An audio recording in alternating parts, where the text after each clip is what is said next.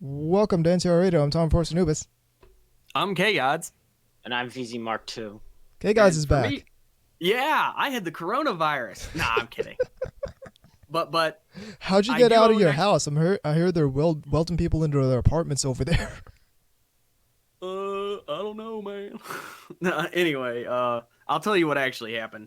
So nobody has seen me, at least on the podcast, in 2020 yet. So I feel there's some explanation in order. And I was sick. I just didn't have that. About 1 week into January, I ended up getting the flu. It's been going around. Insert jokes here. But just the regular old flu, and it knocked me out of commission for about 9 days straight. Okay. I had a triple-digit fever that would not go down.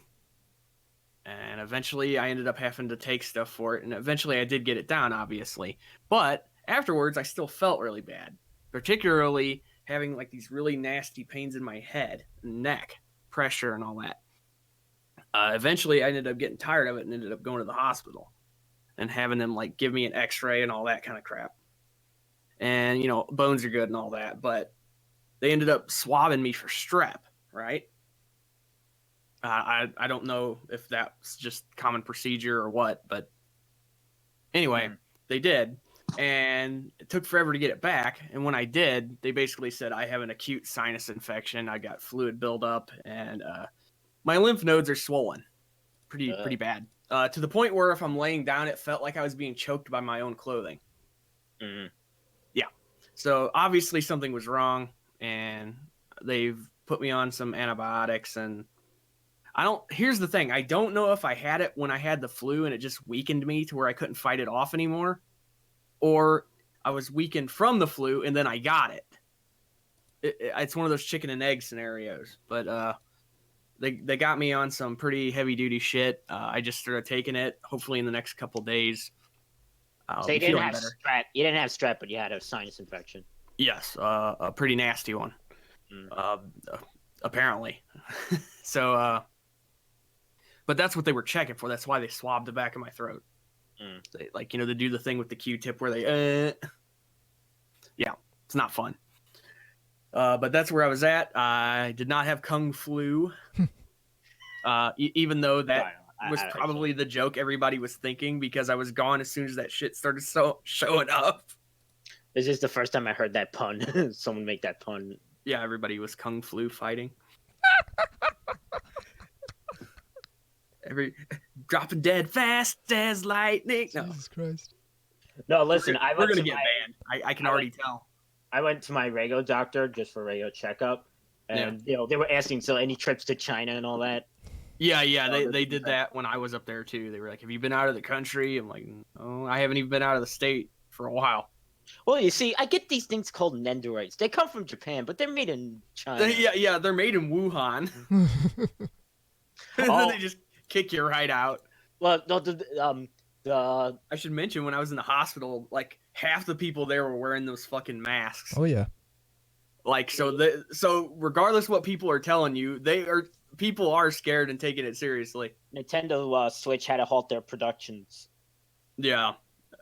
I have a feeling that Japan might try to pick up the slack on some of this not engineering, but like production stuff while China's kind of taking it. Well, they have other East Asian countries that. Right. Yeah. Stuff. I mean, you can get your Gucci bags at fucking Vietnam or wherever. Yeah. That's where anything Takara told me is made now is in Vietnam. You know, so smuggle it out of North Korea. Yeah. Yeah. Dennis Rodman will be, the ambassador. So, I heard something about okay, so one of the shows I'm watching, Cure Asteroid, they're doing a recap episode next week, and rumor is they're already doing a recap episode. Yeah. That's weird. They must have had a fuck up or something then. Yeah, but the rumor is it's because of the Wuhan. Oh, okay, yeah. All right, that makes sense. How that. I kind of doubt maybe they're in betweeners. I was gonna make a joke about them being welded in, but they kind of already are usually. When they're doing all the. Well, last season every show I was watching had a recap episode.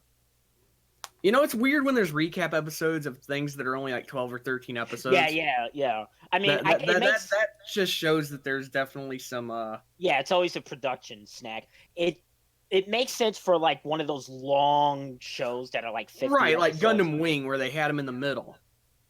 Yeah, it's like sort of like, okay, if you missed a couple weeks or whatever, we can kind of fill you back in. Or the best is when they like sort of, it's like, oh, from this character's point of view. Yeah. I mean, C did that a couple times. There was no need for fucking 4 of them, but that had a production snag also. Yeah.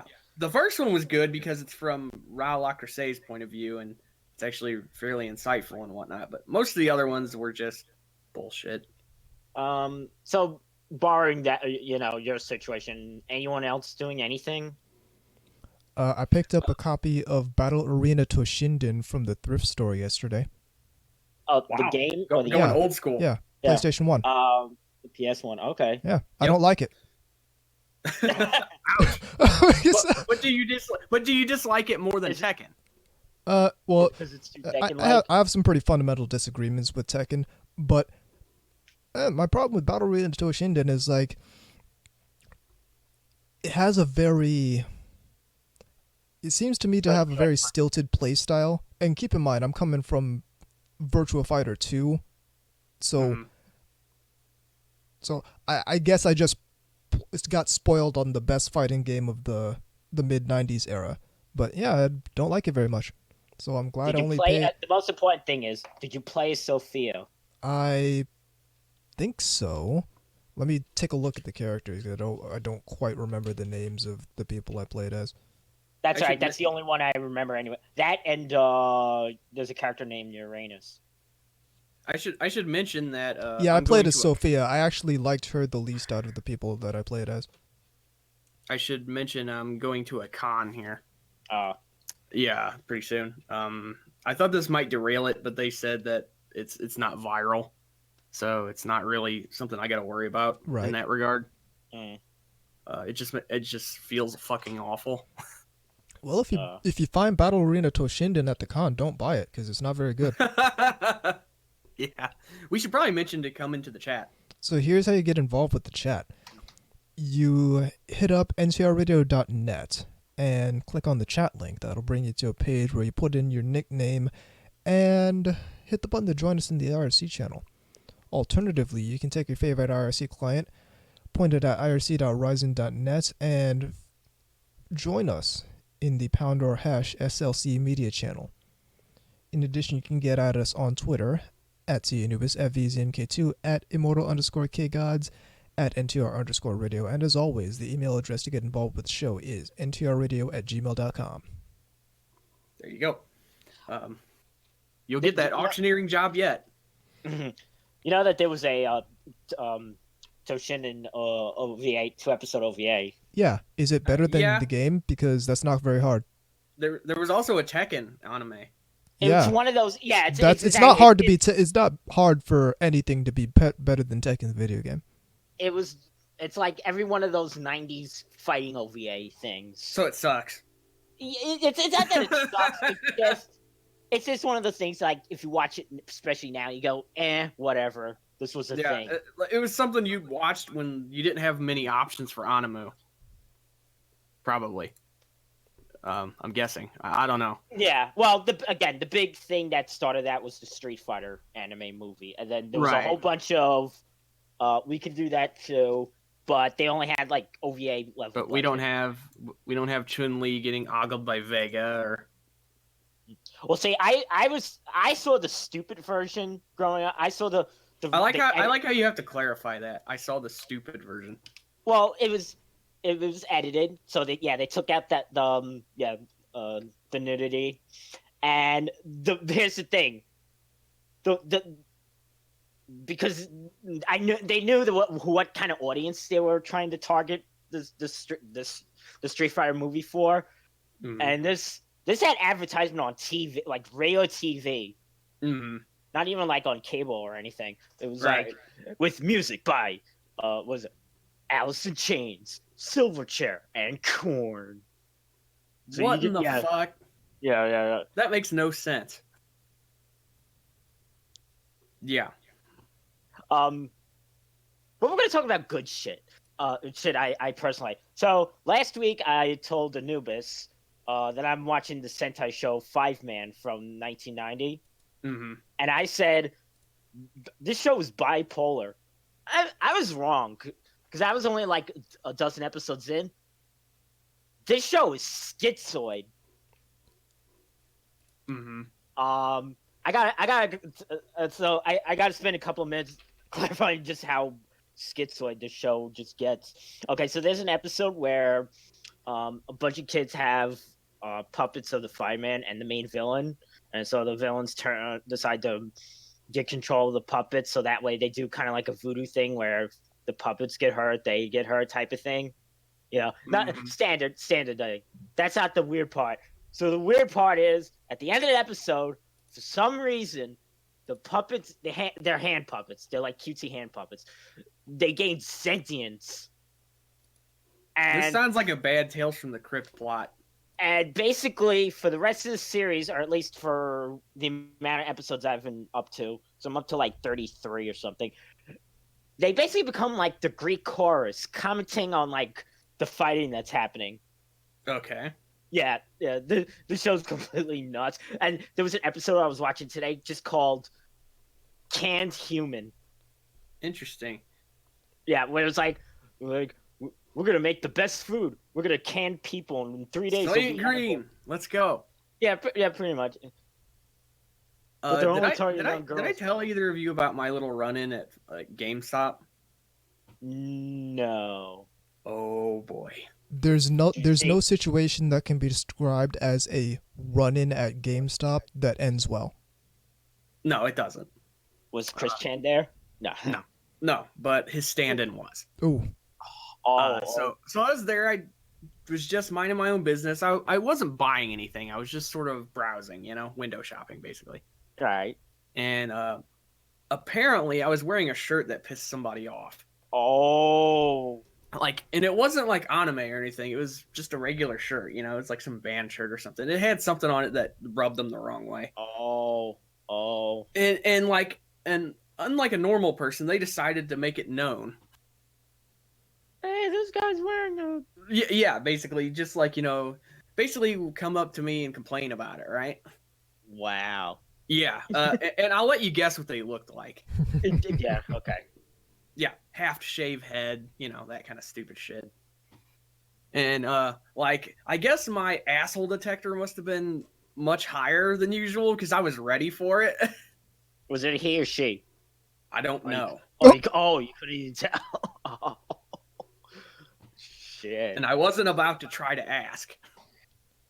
Anyway, they made some snarky, fucking snide comment, and I'm standing there, and I'm just like, and like my sort of my reflexes kicked in or whatever, because I just said, I must have Alzheimer's. I don't remember asking for your opinion.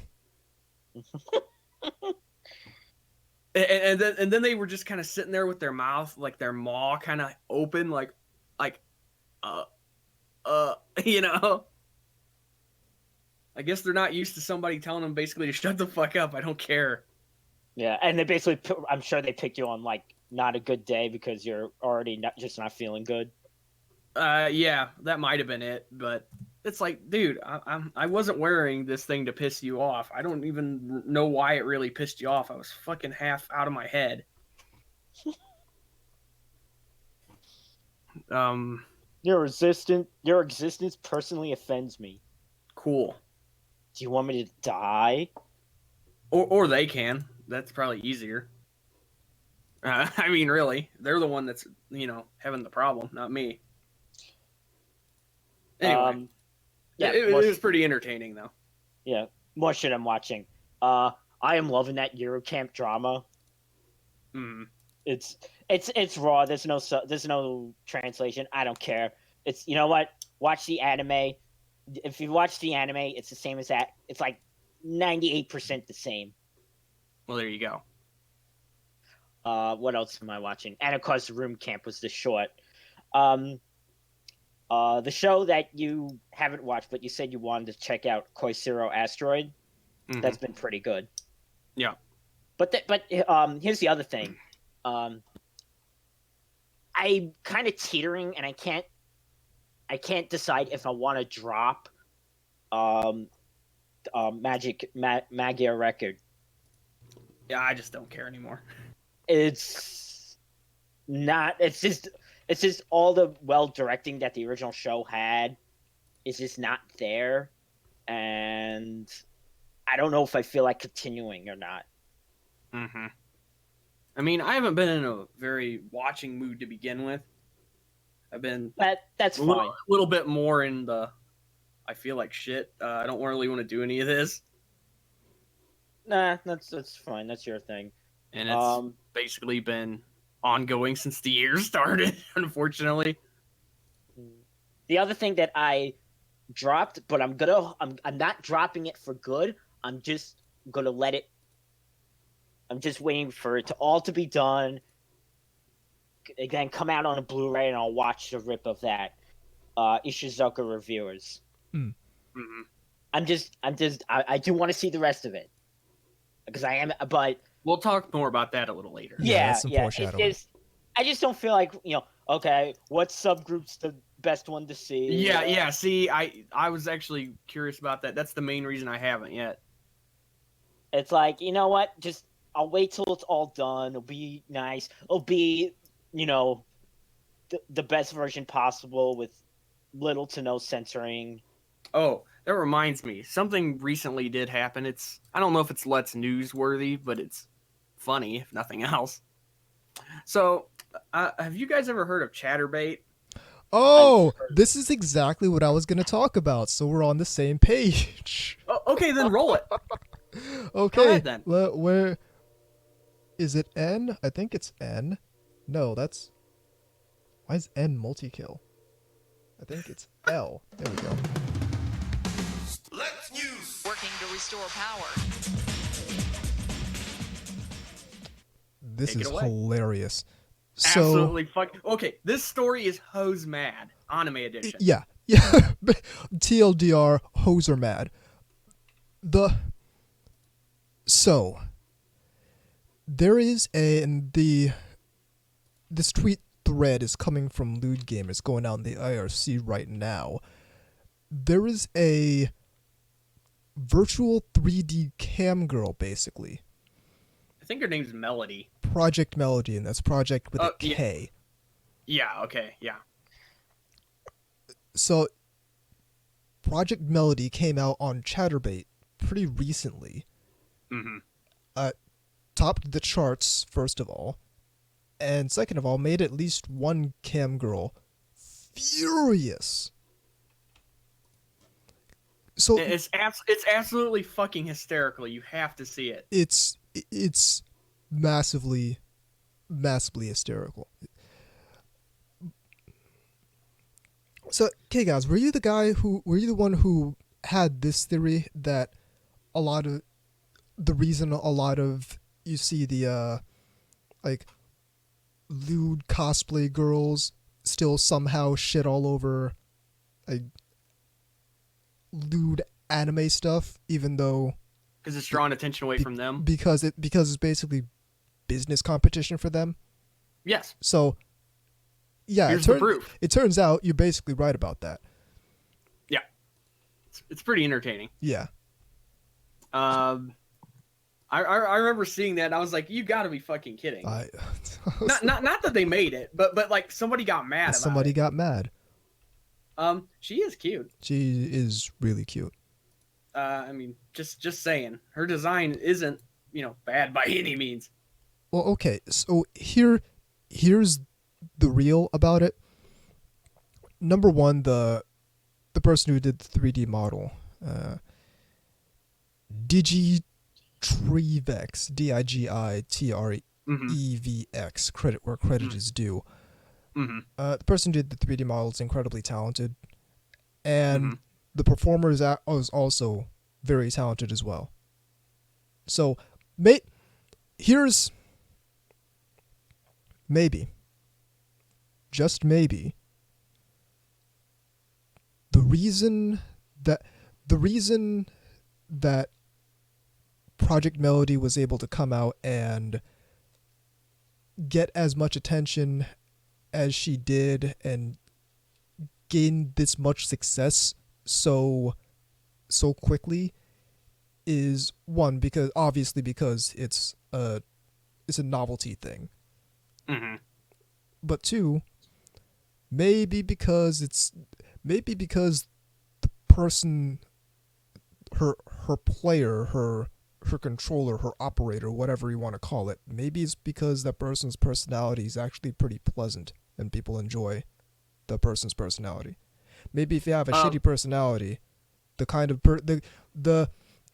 the kind of personality that sees other shit going on Chatterbait as competition and not as, hey, it's just other people doing this. Maybe if you have that kind of personality, maybe that's why you're not as successful as the 3D hentai girl. That's number one. Number two, we're seeing two completely different demographics served here. Sure. Please believe the people in the Project Melody cam girl chat are not the same kind of people who would be in any other chat room on that particular service, nor vice versa. But yeah, I mean some of the comments are fucking hilarious. I mean, like, an anime thought patrolling real life thoughtception. Falling on the hard times. This is really funny. This is coming from the model creator themselves. Not trying to get into drama, but you don't have much of a concept of how hard this is to do. She's made for an open market of people that enjoy anime and internet culture. She isn't targeting you or anyone. If you feel self-conscious, that's really on you. Here's a good one. Is this run by a man? Once again, we have unconventional men dominating a traditional female space. I have seen the future, and it is hilarious. Pictures of, like, Anchorman and shit laughing. Instant follow just to see how mad they are. But here's the thing. And it speaks to just how people are looking at this in a very simplistic manner that really isn't like they've made it in their head simpler than it actually is. Understand that you're running software, you probably got some hardware involved in that. You're looking at an operation that's far and away much more higher level. Like you need you need a lot more equipment. You need a lot more shit. You need a lot more processing power in your machine to do this kind of thing. It's not just okay, turn on the camera and you don't even need to be there because it's an anime girl. Like, it's like these people really think that it's actually just an anime girl. Like, this person who doesn't exist. There's no one behind this. I'm laughing because somebody said adapt or get left behind, and they posted that picture of Dave Chappelle saying modern problems require modern solutions. Hey. Yeah. I'm glad this got mentioned. I'm glad this is what you were talking about, so I didn't have to converge too much away from whatever it was. Yeah. You know, you were gonna. I mean, this is literally hose mad. There's no other way to describe it. Like, I know people say that all the time, but in this case, this is actually fucking true. Also, and this is something that Lewd Gamer noticed that I also find hilarious. So.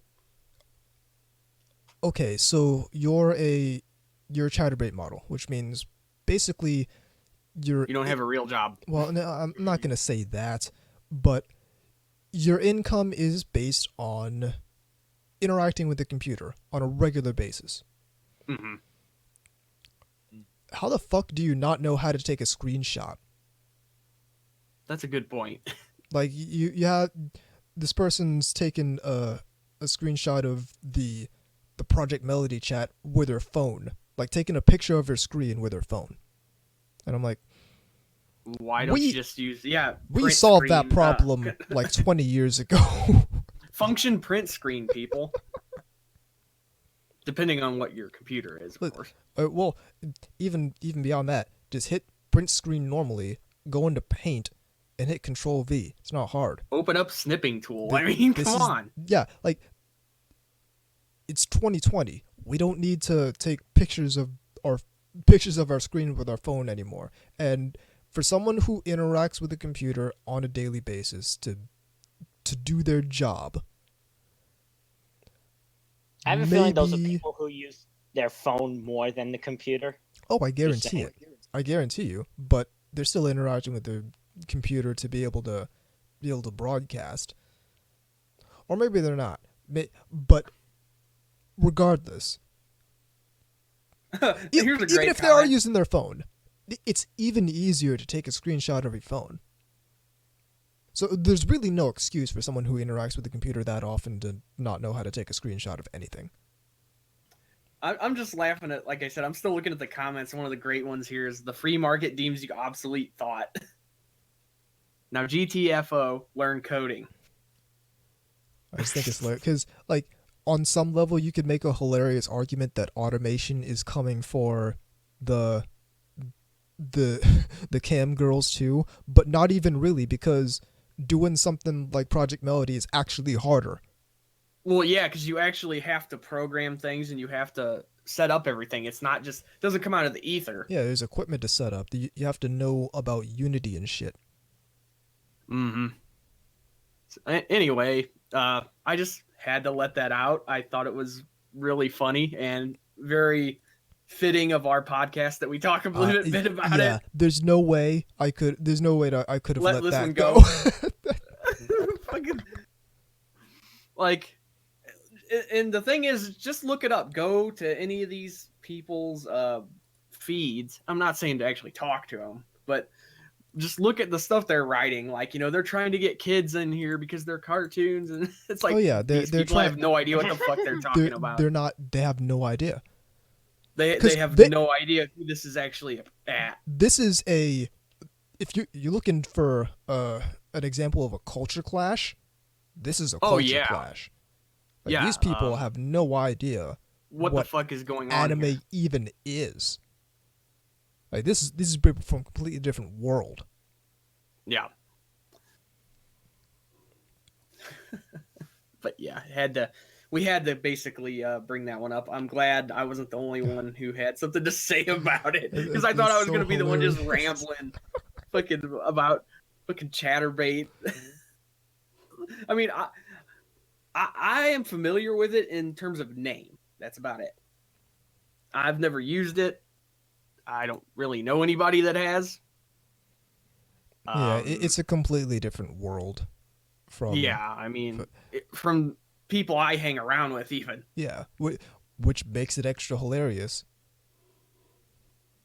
I don't know. I just find it funny that people that are more than kind of whoring themselves out for money are getting self-righteous about it.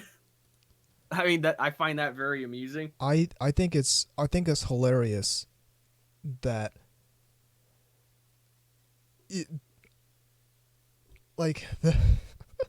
I mean, maybe that chick was Mother's Basement's girlfriend. That would explain a lot. I don't know. I just think it's hilarious that we're getting the first what would you even call this? Like, 3D hentai cam girl is the bio here. She also has her pronouns she and which it. are she and it. That has to be trolling. The it. It has to. Right? Well, okay. So listen,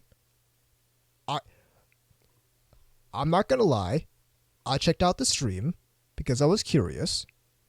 Which is why I can say, no, she has a charming personality and a sense of humor, and like everything Like everything you would like in like a normal person. Yeah, so not the people that are complaining. So yeah, exactly. That's funny. I don't know if you guys have seen this. It's one of those great Onion-esque sites called Hard Drive. Yep.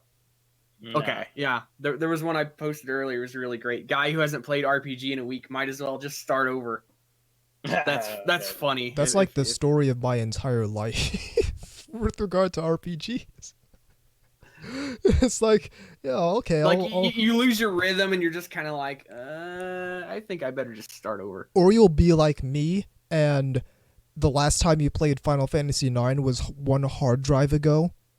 Oh, shit. So the save file isn't even on your current hard drive, and you have to start over, which is fine. I was on my way to Brumesia, which is like, Right. okay, yeah, I'm still on disc 1, so I didn't really lose any progress. Don't weep for me. But that's like my entire or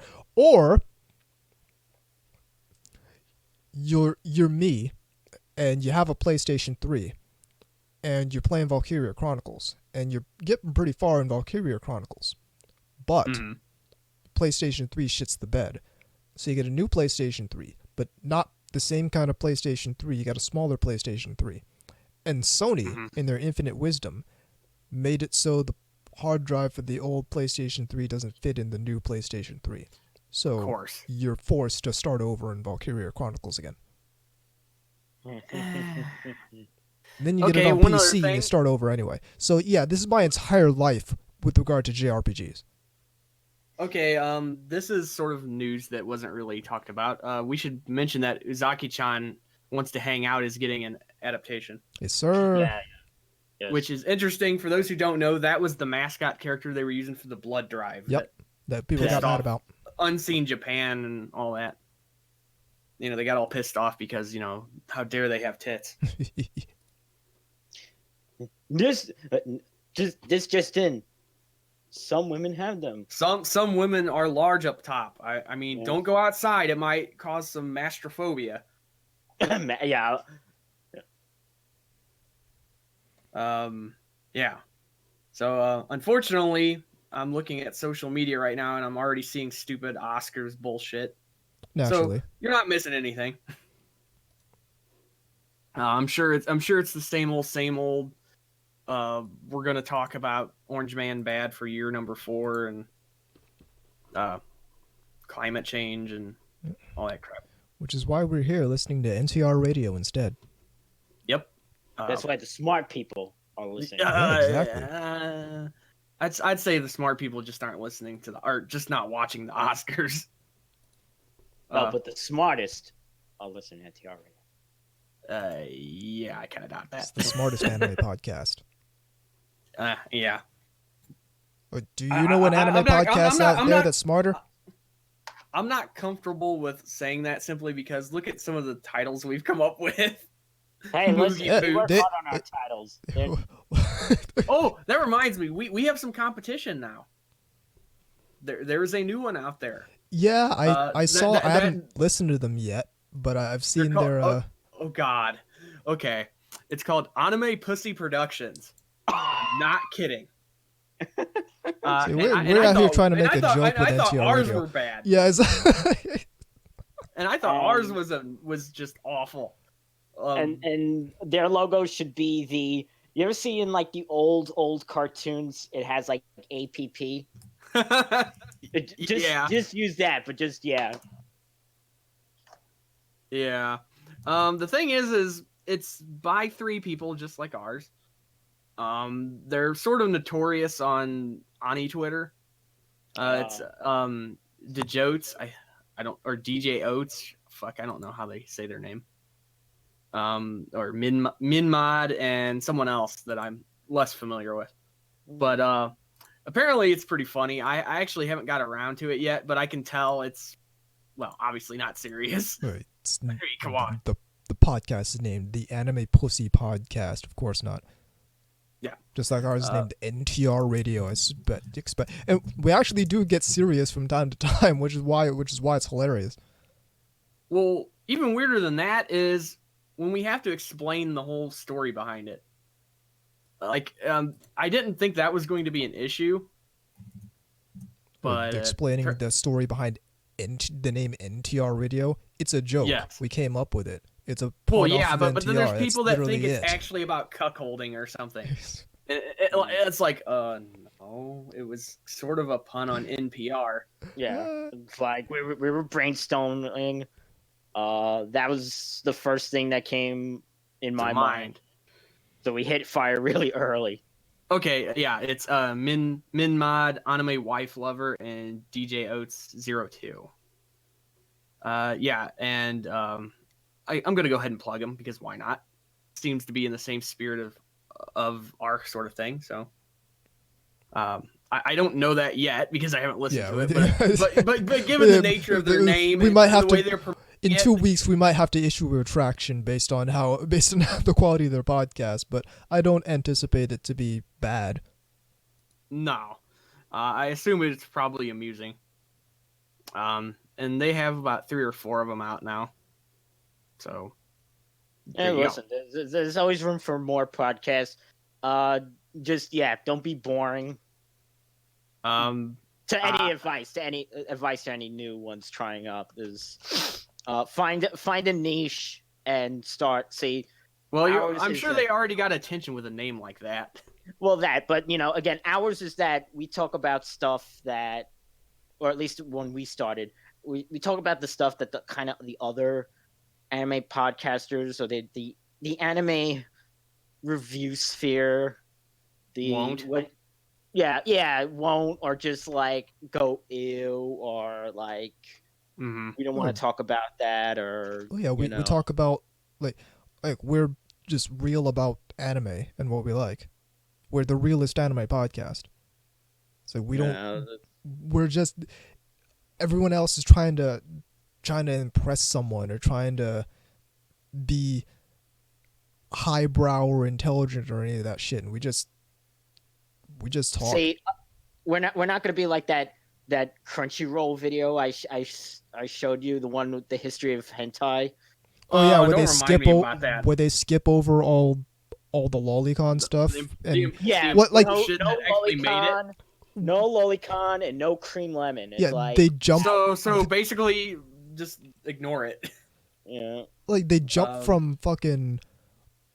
The first hentai was Bile Black, Well, it's less that and more that they jump from like early stuff to, and I forgot what the title is, but they jump from like the late 70s all the way up to Utsukadoshi. Yeah. Oh, I know what you're talking about. Like the thing Tezuka did. Cleopatra. Oh yeah. Okay. It was like that to. It was like weird. They mentioned Ursuka Doji, but not Toshio Maido. Yeah. Anyway, so they skipped over Cream Lemon. They skipped over Lolita Anime. Yeah. See, I still don't have the coronavirus. Although I love the fact that the Chans have already made her into a fucking icon. Oh, of course. That's amusing to me, and she's in the Chinese dress and whatnot. Good stuff. I like the meme about the what is it? The suit. What do they call it? Hazmat suit. The hazmat suit. Yeah. Where it's like the hazmat suit, but the thing's a blank, so you could put any character in it. Oh yeah, I saw that. And then of course people making jokes about how they came down with the Wu flu and all that good stuff. Again, not trying to make too much light of the situation because every time something comes out about it, it's considerably worse. It seems like. Although I don't think anybody believes the bottom line of China telling the truth about anything going on about it with her. Just no. Yeah, our podcast will get taken down. All of a sudden, we're getting hit by like Tencent or something. Banned in China. We probably Well, already I'm are. surpri- Let's be I was gonna say let's be real. I was gonna say that's probably already true. I mean, we're working on it. Ukraine, Canada, That said, Kentucky. unless we have anything else, we can head up the break because we do have a pretty significant main topic. Yeah, okay, that's fine. All right. I'm good with that. With that said, we can hit up the break keeper right here on NTR Radio.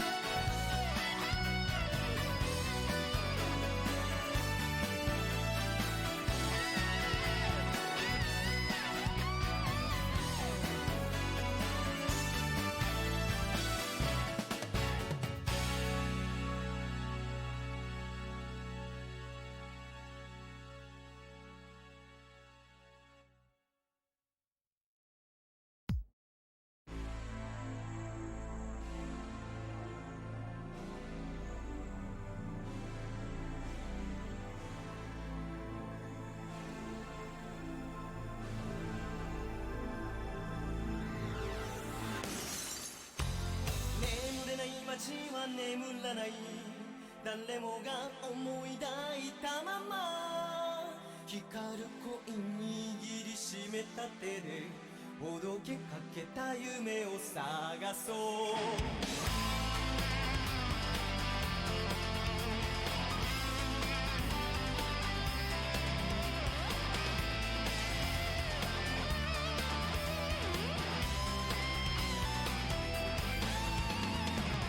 消えたメモリー探し続けてる純なハートをなくさないために開き始めたマイネクステーションあと狙い定めた金枚最終巻時を超え思い出す夢の始まり PM ない街が眠れないシュッとのいつに包まれた微笑む女神で招きしてる壊れかけたドアの向こう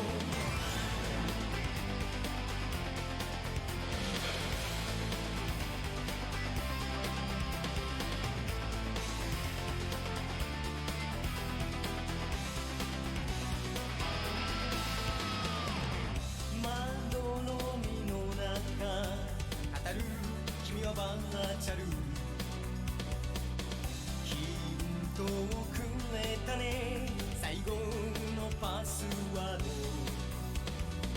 ついに見つけたよネクステーションをさ狙い定めてパンパンパンキーと何響くオーファイナリー未来のために PM って街が眠れないエキサイティングに震え出す指が感じた遥かな世界目指せ超えろドアの向こう PM で誰も眠らない時は止まり凍りつきたとえビジョンがフリーズしてもネバギバ諦めないさ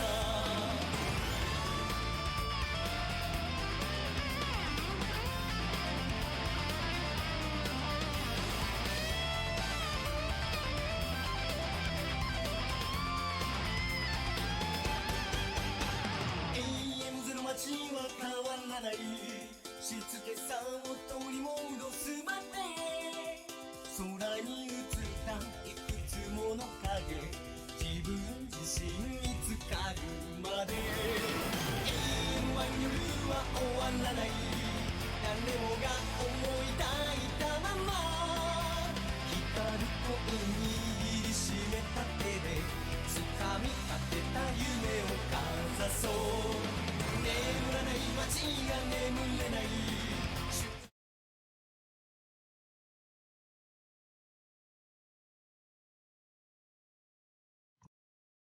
Yes. Welcome back to NTR Radio. My Corona. We're back. A dinosaur story.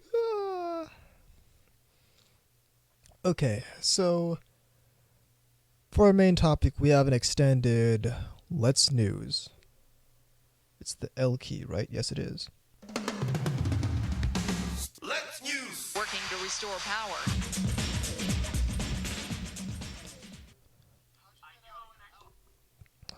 How to put this? Ishizoku Reviewers has had a really bad last couple weeks. Yeah, it too seems to have caught the flu. In a way. So, what happened was a Twitter user had noticed that the anime was no longer on Funimation's streaming service. I forgot who spotted it originally. So, and I'll see if I can dig that up. But Anyway. so they noticed that it wasn't on Funimation's streaming service anymore. So they contacted Funimation support to see if they could get the lowdown on what was going on. with that particular anime. And Right. the Funimation's response was as follows. Quote, after careful consideration, we determined that this series falls outside of our standards. We have the utmost respect for our creators, so rather than substantially alter the content, we felt taking it down was the most respectful choice, unquote. And this isn't a statement that they like put out. This is a statement that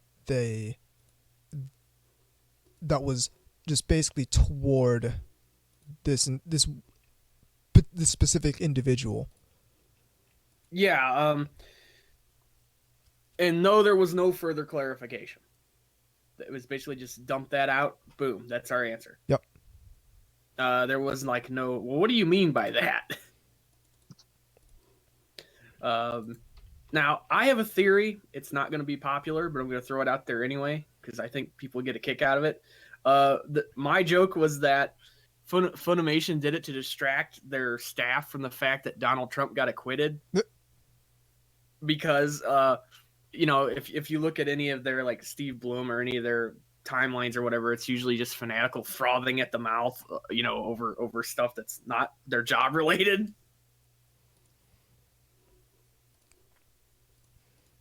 Yeah, so we had that happen to the show, and then not long after, the show got dropped from Tokyo MX, which is one of the TV stations that was broadcasting it. Mm-hmm. We should mention that it's not like ATX where it's like a pay channel, is it? Tokyo MX? I don't No. think. No, I didn't think so.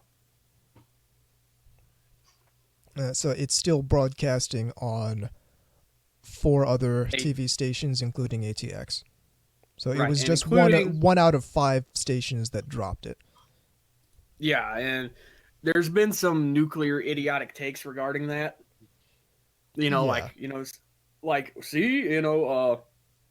Japan doesn't put up with this crap either. No. That's not really what's going on here. No, but I guarantee you that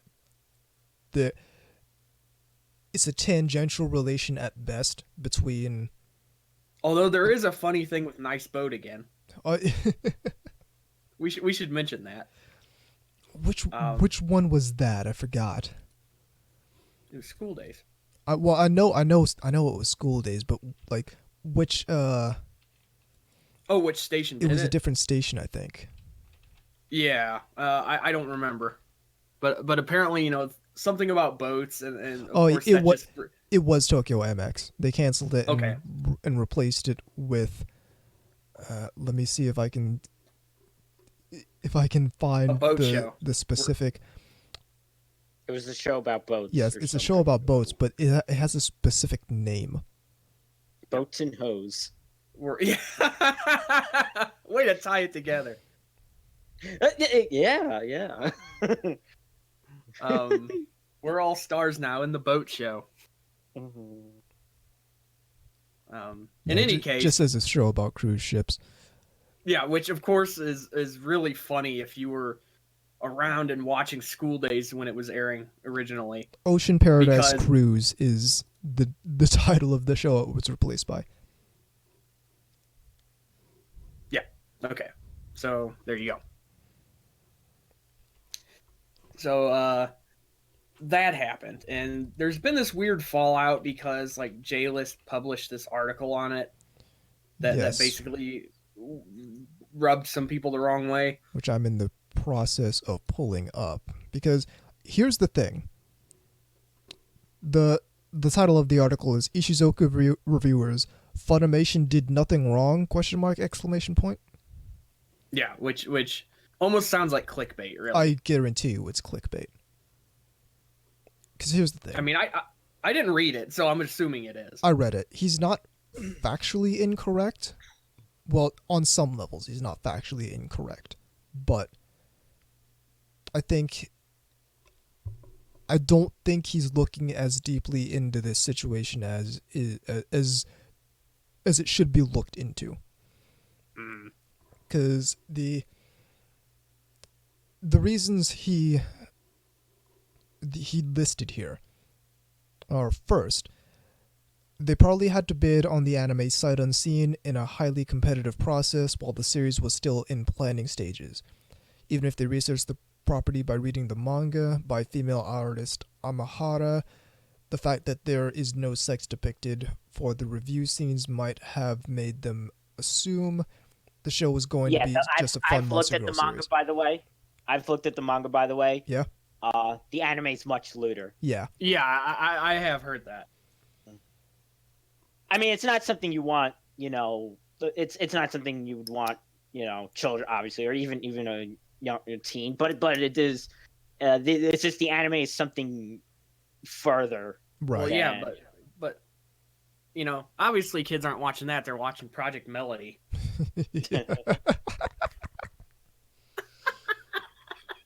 Sorry. What are you watching? I'm watching Angel Cop. So, second, honestly, there's never been an anime quite like this. We all know of rare anime series that blazed a completely original trail when they first came out. Kiss Sis, Konoba no Jika, and Yosuke no Sora and Shimoneta come to mind. Ishizoku Reviewers is another purely original anime concept. It goes beyond anything Funimation could have reasonably foreseen. As many have pointed out, they licensed a mainstream ecchi series but got a full-bore hentai delivered instead, which is one point that I think he's not 100% correct on. Mm-hmm. And third, in a way, Funny is at least being honest enough to say that they don't want to make a 4Kids style censored version, so ditching the broadcast might be the best option.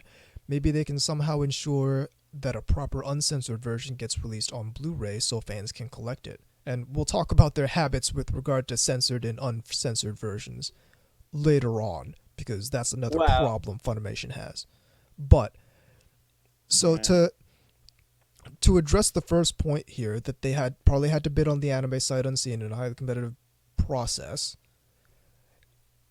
If that's the case, then that means it's no different from any other anime, number one.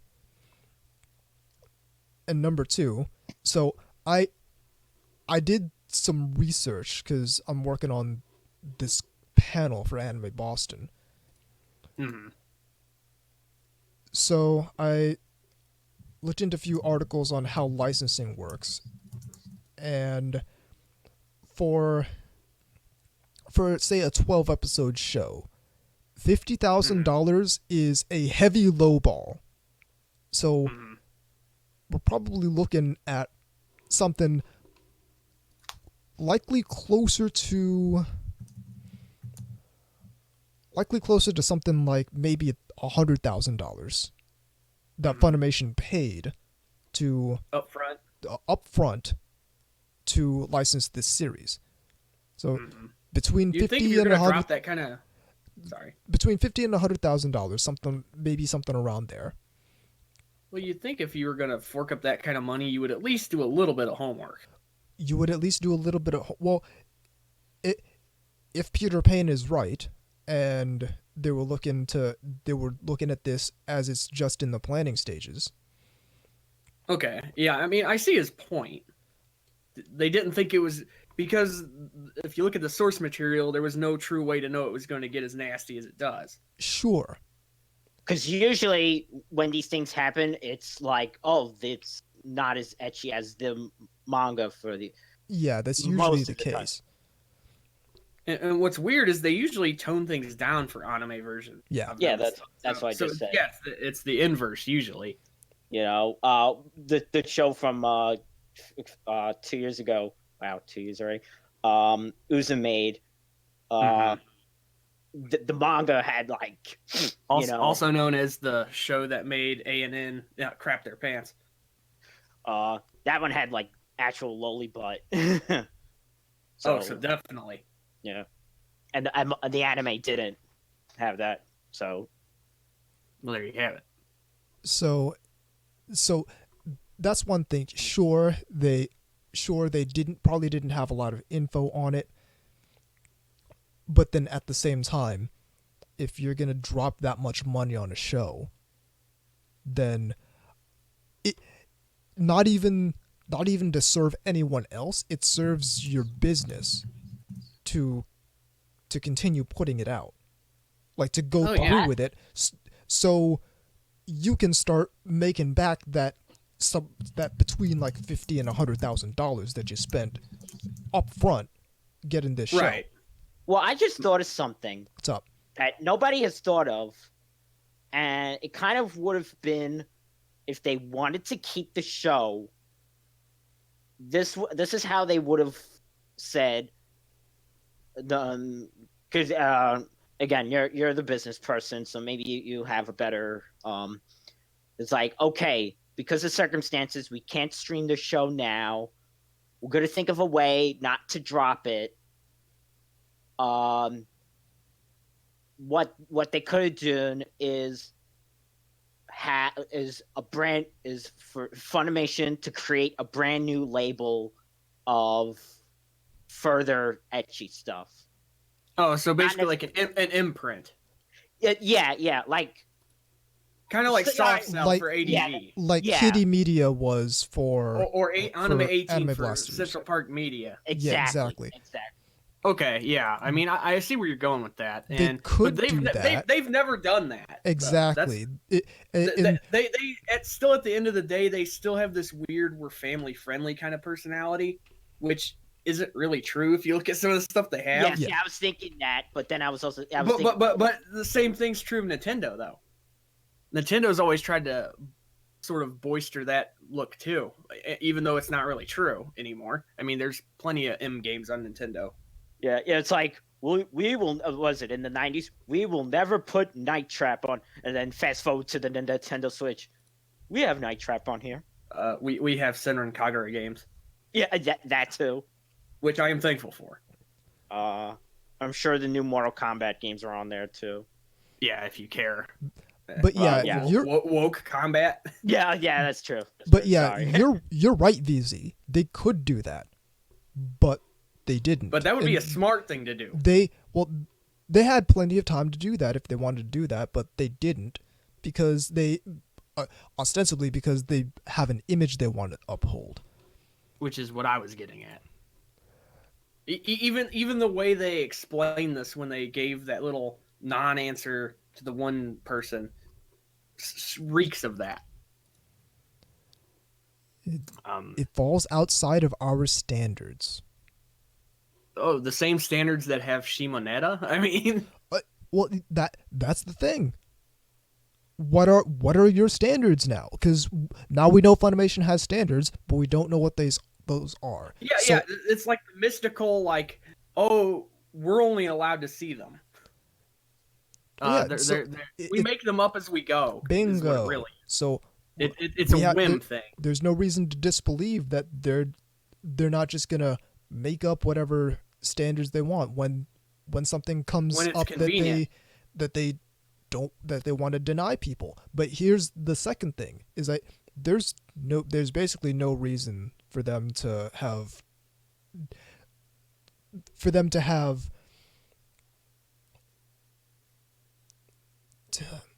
how to put this. There's no reason for them to have cut off this broadcast. There really isn't. Again, tinfoil hat time. Yeah. They're trying to sway them away from paying attention to the election.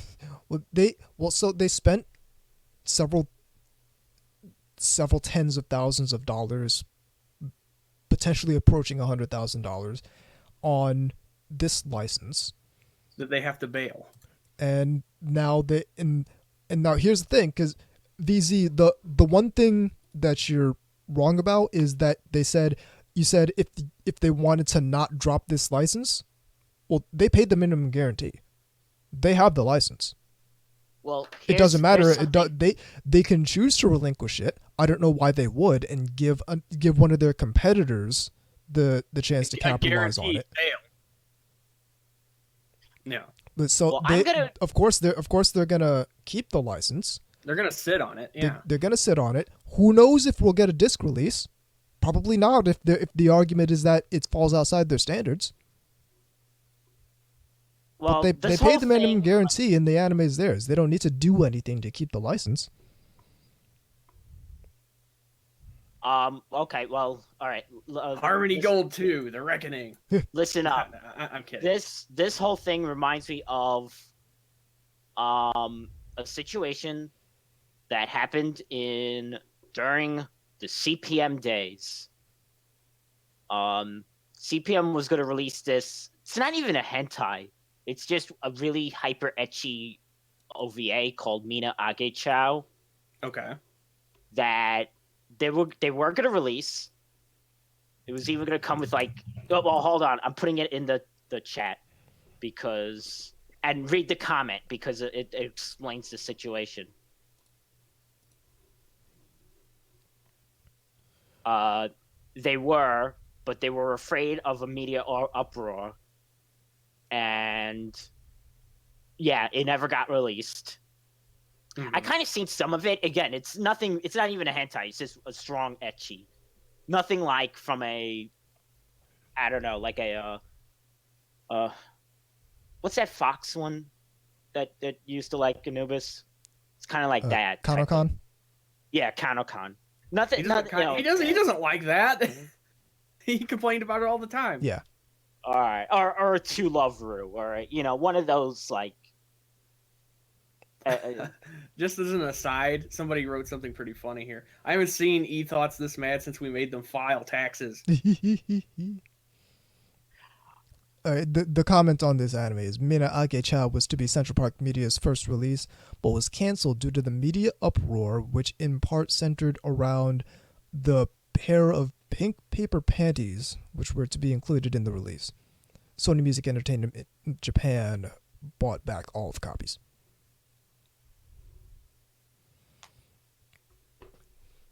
And it was funny because the year after they released Yorusuga Doji. Yeah, so Yeah. So here's the thing. Who thought that was going to? The weird thing was that was aimed at the Akira crowd originally, and it's like, how did they think that was going to work? There's nothing in this that remotely is going to be in that same ballpark, other than maybe how violent it. Oh, you mean Yorusuga Doji? Yes. No, the whole apocalypse thing and the violence. Well, yeah, but lest we forget giant dicks and tentacles, though. That right? No, I understand, but it was the whole it was just how can we out extreme each other? Yeah, I'm assuming that would kind of played into it. It's like when all those companies were trying to outdo each other and stealing all the money, like Enron and all that. It's like who can release the more outrageous, shit, movie or OVA, yeah. Oh, here's Guy Double Target, one of my favorites. All right, but so here's the thing. That's right. Funimation, for some reason, just can't seem to stop fucking up. Like, the only thing they needed to do was continue streaming this anime normally, and nothing would have happened. Everything would have been fine. Worst comes to worst, you would have had some bad reviews on ANN or places like that. Which Exactly. Well, they like the show. The show. Yeah, somehow ANN thought this show would somehow ANN had a bigger problem with Nekopata than Interspecies Reviewers. They probably thought it was an allegory for like racism or something. Well, it's like you actually don't know how close you are there. Yeah, it's like, it's empowering because the women. I was joking. I'm not. Because it's empowering. Oh god. That type of thing. It's about prostitutes. Are you people fucking serious? I wish I wasn't. Like, you do realize that the point of this was not aimed at not that, everyone right? Here's the thing. Not everyone is super pretty, Are you surprised? No, Exactly. I just wish it's one of those things where you're disappointed but not surprised. Yeah, there you go. But so all Funimation had to do. I hate the fact that I did that when I made that up. All Funimation had to do was just continue putting out Interspecies Reviewers like normal, like any other anime they're doing. Mm-hmm. But No, they drew more attention to it trying to get rid of it. Exactly. So someone made a decision, said, "Hey, we don't want to broadcast this anime anymore." And it's not like they saw the anime and was like, "Whoa, we didn't know what this was. We can't really have this in our Well, it was the third thing." episode. It was the third episode that probably really. Was that the one where the GIF that came from the girl sucking on the hot dog? No, that was episode 4. Episode 3 was the one when the one I told Anubis, the one that was going to cause problems right before this all happened. The gender change. Oh yeah, okay, yeah. Because there's another one, and I don't know what episode it is. Assuming it's the newest one, where it has like this mushroom just like juicing in her face. Yeah, it looks like somebody just busts one in her mouth, basically. Yeah, I think that's 5 or something. Again, I'm gonna like hold off on actually watching the show now because I'm just gonna wait for it to all be done. I think it's the best option for my opinion. Well, not only that, but you'll be able to find out who fucked with it the least in terms of like bad subs and all that. Yeah, it's like there's no point in me watching it now when at least a year from now there'll be a Blu-ray version that we'll have, and maybe not. Yeah. No. I mean, I'm talking about a Blu-ray version in Japan. That's what. Oh, okay. Yeah, I was gonna say because here maybe not. I could totally see them. I mean, why would they relinquish it? That just means somebody else will get it and sell it on the controversy alone. Bingo. Oddly enough, a few days ago, Koi Zero Asteroid got licensed by Funimation. So, yeah, are they? Is that on the same? Not the same studio, but the same committee or whatnot as the show. For exchange, we'll give you this show. Yeah, sometimes I think doubt it. that. I mean, I do know they do that in bulk when they get licenses. They usually don't just get one. Because that's exactly what happened in that. I'm sorry. Because that's what happened to ADV. They would license a bunch of stuff in bulk. Yeah. And some of it they just weren't able to move it. And the only reason they got it was because it was a package deal. Honestly, if that sort of like your cable company and your internet, or well, knowing that's what happened to ADV, I'm not certain that would go on anymore. Because if you know that crippled ADV, why would you continue doing that as a licensing firm? Mm-hmm. Well, that was because of that Sojitz thing, that licensing firm. That gave them a whole bunch of shows, and weirdly enough, only very few of them were ever profitable. It's stuff that maybe some has gotten license rescued. The only one I remember, Panty Pony Dash was on that list. That's the only one I remember outright. Yeah, but that's my point. It's why would you continue that practice knowing that crippled a major licensing house over here? Yeah. It's sort of like seeing. My point is I don't think that Funimation or really anyone else would accept that practice of buying licenses if they know that license. I guarantee you licensing contracts have changed with the times since sure. ADV's downfall. That's number one. Oh yeah. Well, here's the thing. History is kind of repeating itself a little bit because Funimation is doing exactly what ADV did right before ADV, kind of imploded, and that's re-release something a year after it's already been released, which again just teaches the people that still buy stuff from them. I'm just gonna wait a year to get ignoring that for a minute. It's not necessarily history repeating itself because we don't know why ADV is doing that. We don't know why Funimation is doing that. We learned why ADV did it, but we don't know if it's the same reason behind Funimation. And what I'm saying is, I know what you're saying. Anubis, you're licensing basically contracts saying, have it's not the same world as it was back when ADV was the big dog. well, not even any of that. It's like, I get what you're trying to point out. Like, Funimation's not going to look at that. It's like watching the Hindenburg disaster and then going, hey, we're going to do that, but it won't happen to us this time. Yeah, exactly. Yeah. It's like, that's not how that works. And no company in their right mind would do that. We're gonna build a big ship, but it's good. This time it's gonna be called the, instead of Titanic, will be the really The big gigantic. We're gonna call Yeah, it the Britannic, which also sunk. The gigantic. Yeah. But so okay, we've got The all point that. is, We've got all not that making going on ships with too big. Funimation. And again, Funimation can't seem to escape controversy, and it's hilarious in a way, but it's actually kind of sad to watch because all of this is avoidable. Most of it is completely nonsense. A lot of it is complete mishandling of stuff that shouldn't be a big deal. And also, it doesn't help that they basically seem to let their employees the inmates run the asylum almost.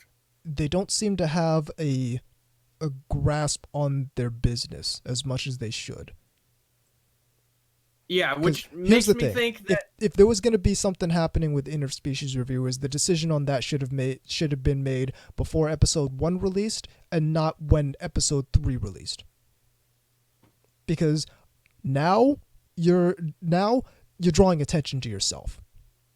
You're saying, "Whoa, this place was broadcasting this anime, and now it's not broadcasting this anime. Why?"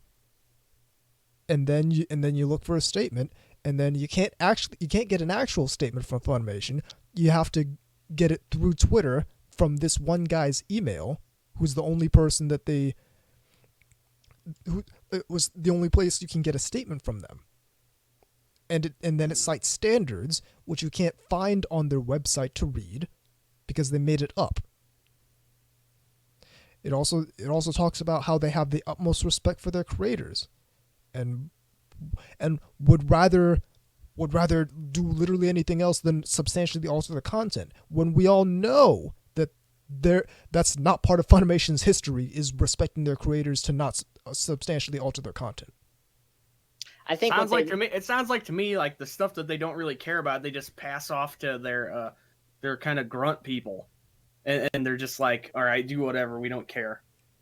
Well, it seems to me like it seems to me like they pass it off less that they pass it off to the grunt people, and more that they have a significant lack of oversight with regard to certain titles.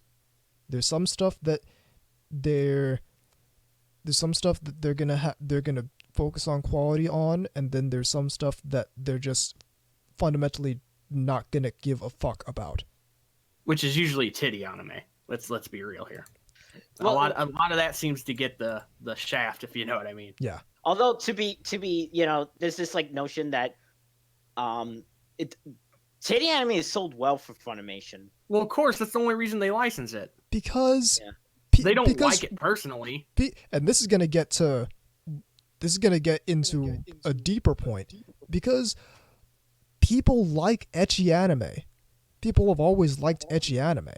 It's just we have this rogues gallery of people who have for the past 2 decades plus. You can't hear anything about ecchi anime from them except how shitty it is. Even though everyone who's into anime knows that ecchi anime is like there's nothing wrong with it. But you can't There's hear like these that. people that want to sweep it under the rug like it doesn't exist. Well, exactly. You can't hear And it's impossible to be a fan and not know. Well, here's the thing. All right, we're the anime critic cadre, and we're trying to be a voice for the anime community and whatnot. Name me one reviewer for a major anime publication that likes ecchi. Go. Yeah, exactly. I I know can what you're barely saying. name people that work for any magazines, Yes. period.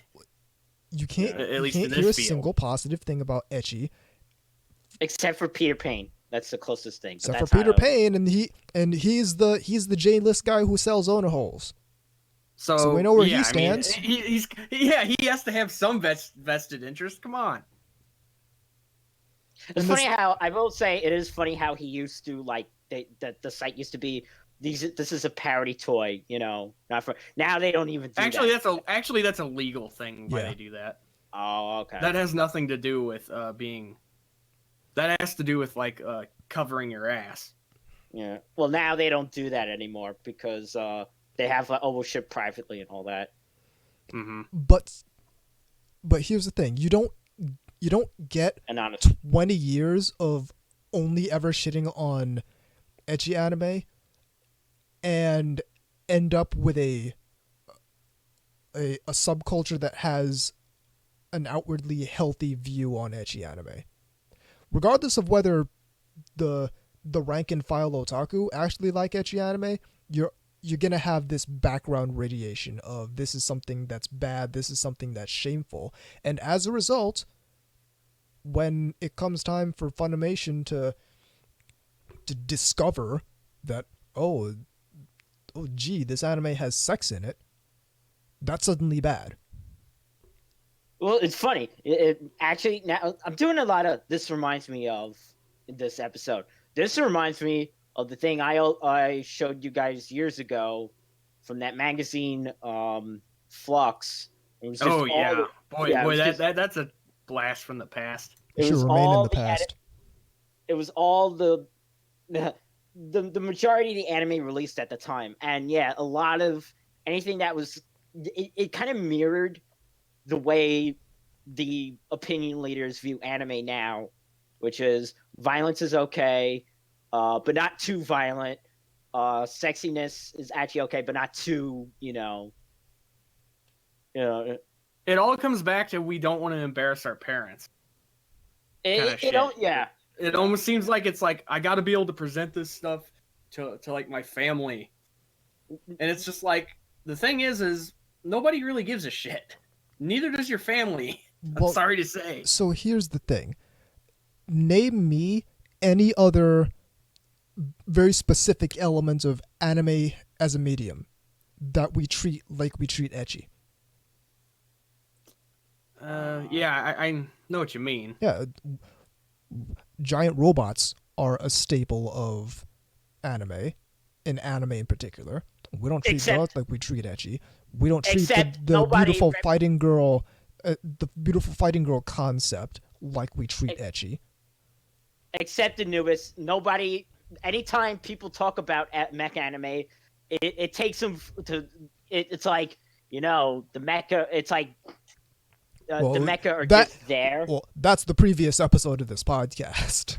Yeah, We Yeah, we had I that wasn't here, discussion I last can't episode. comment on it. But I had to one sec. I had to reclarify that even though there's mecha shows that are focused on the characters, merchandise wise, is still focused on the mecha, which is why you'll see, Gundam stuff and Vodon stuff. we're getting away from the point. My point is, Okay.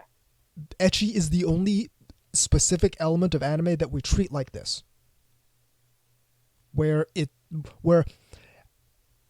we're okay with breaking from the mainstream like collective consciousness when it comes to stuff like giant robots, when it comes to stuff like beautiful fighting girls, when it comes to stuff like the high school clubs and whatnot, all this stuff that we see in anime that we don't really see anywhere else. We're okay with breaking from the mainstream when it comes to that. But as soon as ecchi is involved, we turn into the mainstream culture.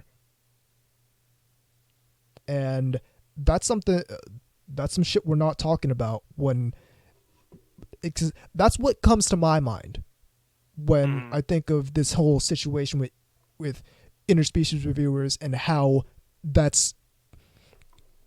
people are talking about it like it's some kind of unprecedented thing. Oh, we've never had an anime like this before. And it also feels like a bit of a culture clash. And I don't mean East and West. I mean versus otaku versus people that are sort of just on the fringes of it. And they don't really either know or like the both feet in the pool kind of stuff. Yeah. If you know what I'm saying. Well, I don't really think it's much of a culture clash as it is. It's been an attempt to shape the culture for the past 20 plus years. Okay, I can. And all right. In some ways they succeeded, and in some ways they failed. But the point is, the anime community as a whole, and even saying that out loud makes me feel kind of like I'm gonna gag. Is by far not unified in any way. Not really. I mean, a perfect example is how many people were cheering on this getting kicked off. Like, even if they, and the weirdest thing is like, oh, I like hentai and this stuff, but this thing needs to go. What is that? Where does that come from?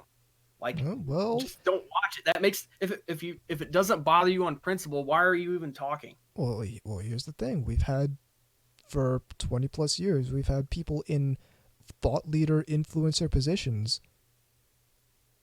mercilessly shitting on this one element of the subculture, and it's coming to a head. There's no world in which that happens and then the complaining about Ishizoku reviewers happens, and that's not a coincidence. There's no world in which that doesn't happen.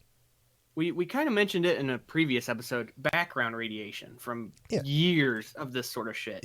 It becomes the background radiation of the subculture, and regardless of how many people actually like it, regardless of how many consumers actually doesn't like matter, because the people who don't like it are the ones that are mouthy. And the people who don't like it are the ones who have a say. Exactly. They're the ones who are close to the ears of people who are in positions to make these kinds of decisions. And thus, it really doesn't matter if it sells 1 million copies or whatever. If Joe Sixpack over at A&N or wherever says it's bad, that means more to these people. In sort of a bizarre think not in terms of business, think in terms of image. Exactly. And then you combine that with Funimation just not being able to run a business properly. And you get stuff like this. Insert jokes about Sony here. What? Well, it's like, here's the thing. Yeah, they were bought by Sony, but this was before that. This is before that. They've been bad. It's much before that. Mm-hmm. So, Funimation is the fucking honeybee of fucking licensors. Here's the thing. Here's my problem with Funimation. Ouch. It's become somehow this has become a more significant problem. Somehow Funimation fucking up has not, like, it's not relented. It's gotten worse. It hasn't been fixed, and it's gotten worse. Somehow this got worse. We came off of the what the fuck was it? We came off of the prison school thing. Yeah, the gal fucking Hajime no Gamergate gal. shit. Gal. We came off of Yeah. the thing with Maid Dragon. We came off of Hajime no Gal. They did some shit with Yuno as well.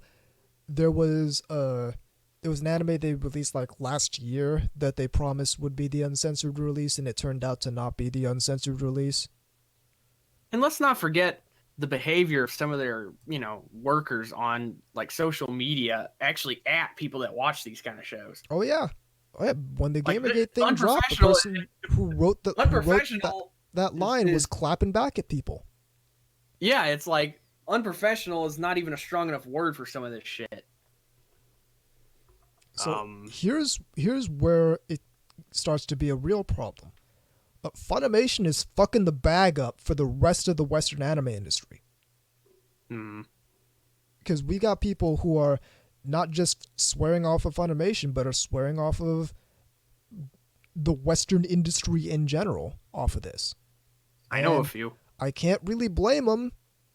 No, I don't especially necessarily if this is the think level it's of bullshit you got to deal with. Well, Yeah, I'm not one of those people. I don't think but it's necessarily. I do understand.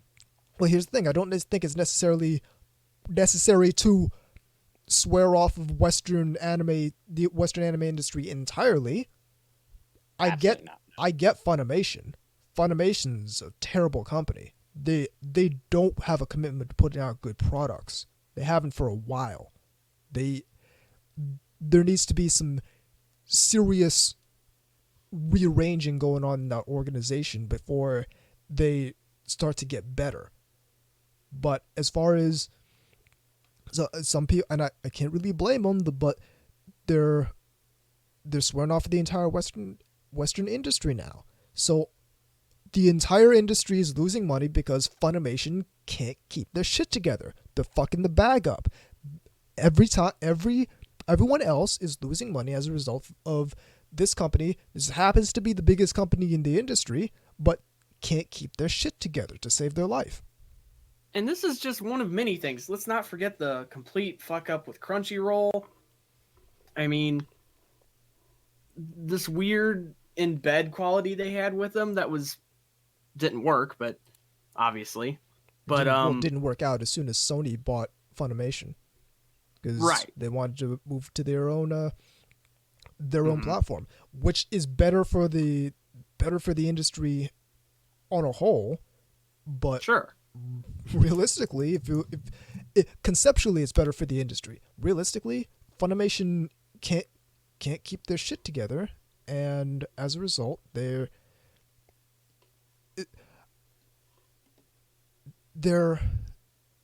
causing the entire industry to lose money, basically. And certainly lose faith in its competence. Yeah. If the biggest company can't keep their shit together, if you're on the outside looking in, and this probably looks like a fucking circus. It looks like it looks like when you're in Roger Rabbit and you're looking out from the outside at Toontown.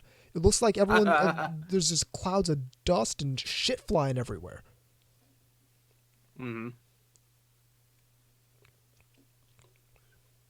But here's the other thing. It's like,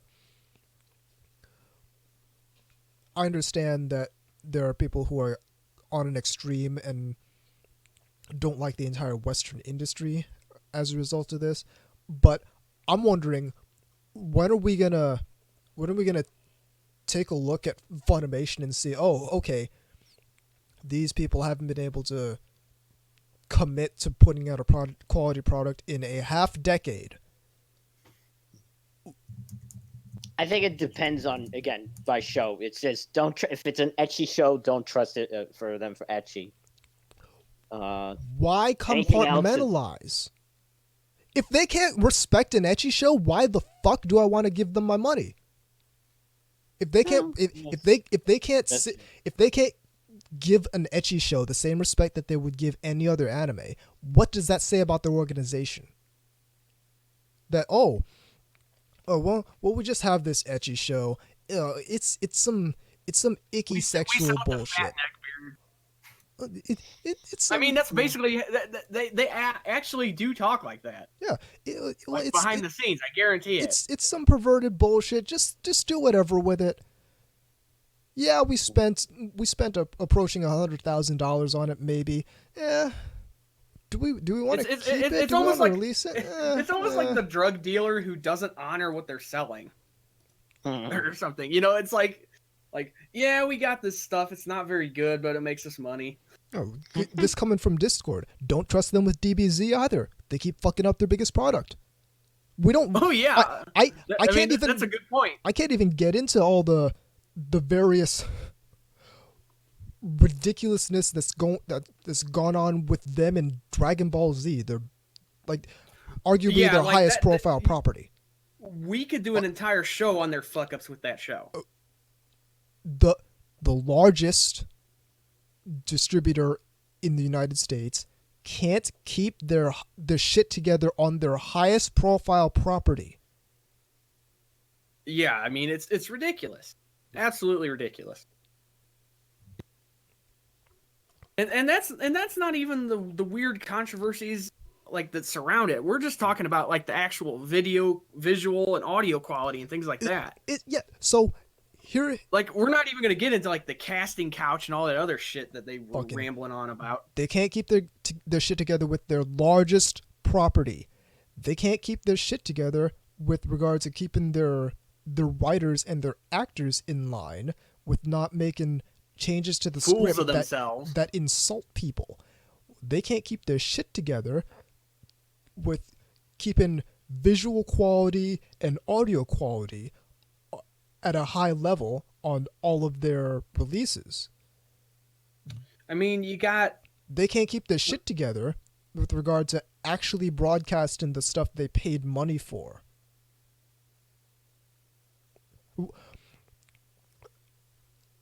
And then, how does anyone still trust Funimation to put out a quality product at any point in time?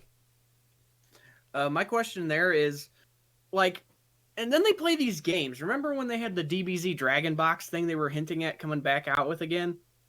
And then they made this thing where you got to sign up and go through this big rigmarole. That was such a slap in the face to anyone. But that's what I'm saying. It's a fan of DBZ who's willing to put down that much money. And here's the thing. So dare to compare Funimation, Sentai Filmworks. Funimation puts out this DBZ Dragon Box shit. Actually, let me actually look this up because I know I said this shit on Discord a while. Here we go. Okay, Funimation announces original format DBZ set, holds it hostage until 2,500 people commit to it. They've had this license for decades, and they've had plenty of chances to do this. Dare to compare Sentai Filmworks. Licenses Legend of Galactic Heroes for streaming. That's already good enough. Now we're going to announce a box set of the whole series. Oh, shit. Physical Media Legend of the Galactic Heroes. There's more? They haggled the rights holders down on the price. So things like, what, $800? Yeah, it's an ungodly amount of money. And that was haggled down. Yeah, I mean, yeah, no shit. And then they just released it normally. You can buy it at a con. You can buy it on their store. Oh, they didn't. You don't have to do this bullshit where you sign up like it's a fucking Uber app or something. You pre-purchase it, and only if you can. And now you're incentivized to get a whole bunch of your friends to also pre-purchase it, because unless 2,500 people commit to buying it, you're gonna have to wait for a refund. Yeah, exactly. Yeah, the whole thing was stupid. It's a game. They're and not a good games. game. It's not even a good game. It's Sonic Spinball. Is it a foolish game? Is it a crazy game? No, it's Sonic Spinball. No, you didn't get my joke. No, I get it. I'm just saying it sucks. They're fucking up. They can't stop fucking up. And again, what's worse is they're fucking the bag up for the rest of the industry. Well, yeah, it's like you wouldn't think that the biggest licensing and distribution arm would have so many fucking problems. And they're the only people who have these problems. Yeah, like the you ones don't that hear are tiny any in comparison to them. Like Kitty Media doesn't have these problems. Media Blasters, despite the fact that they never release anything, except for badly prepackaged hentai compilations these days, they still don't have the level of problems going on here. Fucking like here's the thing, we shit on Media Blasters all the time, but when was the last Mostly time Media Blasters did anything like Funimation does on the regular? I think the last egregious thing they did was promised us Ladies versus Butlers and then took years to give it to us. That's when our biggest complaint is that you took Put it this way, you we took were a bunch waiting of for it when our podcast started. yeah, exactly. Okay, I know the most egregious thing, but maybe it's they were supposed to release the OVA versions of Urusega Doji, and they never did. But Well, that might not have been their fault though either. That could have been a falling through with licensing. Well, at yeah, least they may did- have not had the materials for Right. that. Or just they were having some weird because the way those work is I guarantee they're not negotiated the same way the film version was. Nah. They're just not, because the movie was, most people here saw the movie, not the OVAs. Yeah. For the longest time, that's really all we had. All right. So, what's the most egregious thing you've heard out of Sentai Filmworks? Well, I was the only one that covered the thing that they changed the age of the one character, but I apparently nobody watched Hatsukoi Limited. So Well, okay, so they changed the age of one character in one anime. Other than that, I don't know a single thing about anything Sentai Filmworks has done to fuck up any of their releases. What's the most egregious thing we've heard out of Discotheque Media? my tools. They have is on disco there. in their name. My tools on their payroll. Well, here's the thing. Even with Mike Toole on their payroll, they don't fuck around with their releases. So it's like, I mean that's not a technical thing. That's I think his last name is appropriate thing.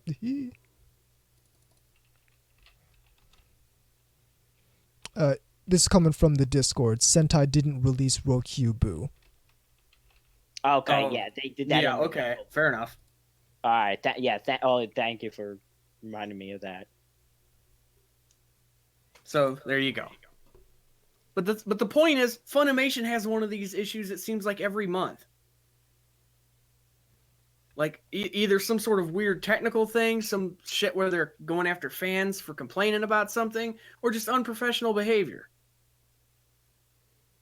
And I don't understand why people just sort of look the other way in this bizarre, like, well, it doesn't really matter.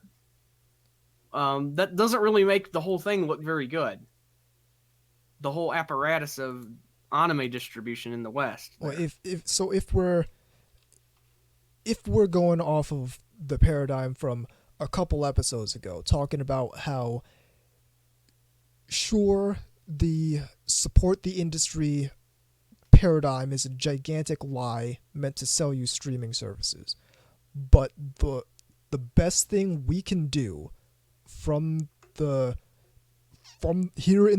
West is to create be a good informed consumer when you're buying anime and create a positive market here. Funimation in their current form cannot be part of that, because they put out a bad product habitually. They create a negative environment for the fans habitually. They're constantly having problems. They're constantly in these various scandals, because either people can't keep their mouths shut with regards to stuff that's unrelated, or because people's egos are too important to them to cut it the fuck out for a bit and not take their petty little problems, their petty little personal issues into the scripts for their anime. Or they just have fucking QA problems and can't get the audio right, or can't get the video right, or are willing to put Which out they a should shitty spend more time- product because they have to put out a product, but apparently they don't because they have enough. They're willing to just abandon licenses and do nothing with them because they don't want to broadcast it. What value is this company anymore? I mean, again, there's this weird disconnect, I think, between, and I don't know why this is. I mean, I'm starting to detach from a lot of this, so you might be able to fill me in on that. But it seems like there's this weird disconnect between a certain two sectors of fans here. One of which still thinks Funimation makes anime. For lack of a better term. And I still see it occasionally, and I'm like, how is this still possible that people think that? Like, how has it gotten to the point where we have so much information and things available that, you know what I mean? That people would still think something like that. I know what you mean. I don't think that's actually very common. I see it every now and again, but I think the majority of people at least know that Funimation's not making. They're a anime. middleman. I mean, really. I mean, most licensing companies pretty much just are. They're sort of the channel by which the stuff comes through. Rather than, because they've tried to do direct ones before, haven't they? Set up shop. And they usually didn't do so hot. Yeah. I'm not sure if there's like some sort of PR issue or what, but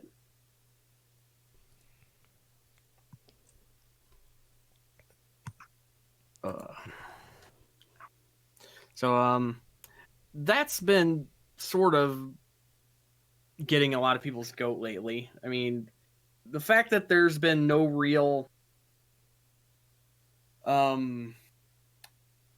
clarification on any of it either. It's just sort of like yeah, this is Well, fuck y'all. There's never any clarification. No, and when you're asked for it, either there's just radio silence or mockery even. Yeah. Depending on who it is. Like any of these like writers and stuff like that, it's been like, you know, like, who cares about this stupid shit, you know? And that's my thing. It's like, and it's like, well, wait a minute, that doesn't make any sense. You worked on this thing. if the company can't treat every anime with respect, what, number one, can we really expect them to treat any anime with respect? If it's not going to treat everyone with respect, then what is the expectation that it's going to treat anyone with respect? That's number one. Number two, if we know habitually that they're willing to put out a shitty product, why buy from them ever? Well, just to be fair, just one more fairness, and then you could refute my opinion. I've had no issues with them with the Love Live with Sunshine releases. All right, I have plenty of Funimation releases on my shelf, none of which have any significant issues. But I know that structurally in their company, they allow this to happen habitually at scale. Well, then I just wait for the thing to come out and then hear if there, see the point is you have to do research. You can't just trust you can buy something from them. I can buy something from Sentai Filmworks and I can trust that it's going to be good. I can buy something from Discotheque Media and I can trust that it's going to be good. The point is I can have trust to do an extra step you don't have to do Nozomi, with other companies. fucking Media Blasters. I can trust to at least to number one. Just I can not trust on them time. to put some shit out 5 years after the fact. But number two, I can trust it. I can trust that it's not going to be shitty. I can trust that anything coming out of anime is not going to be shitty. but I can't Okay. trust that from Funimation, and that's my problem.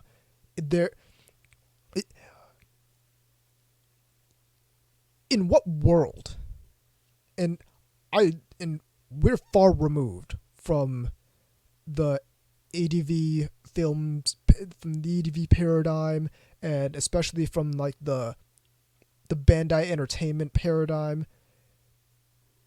In what world does this mass market, not caring about quality release philosophy work for physical media anime?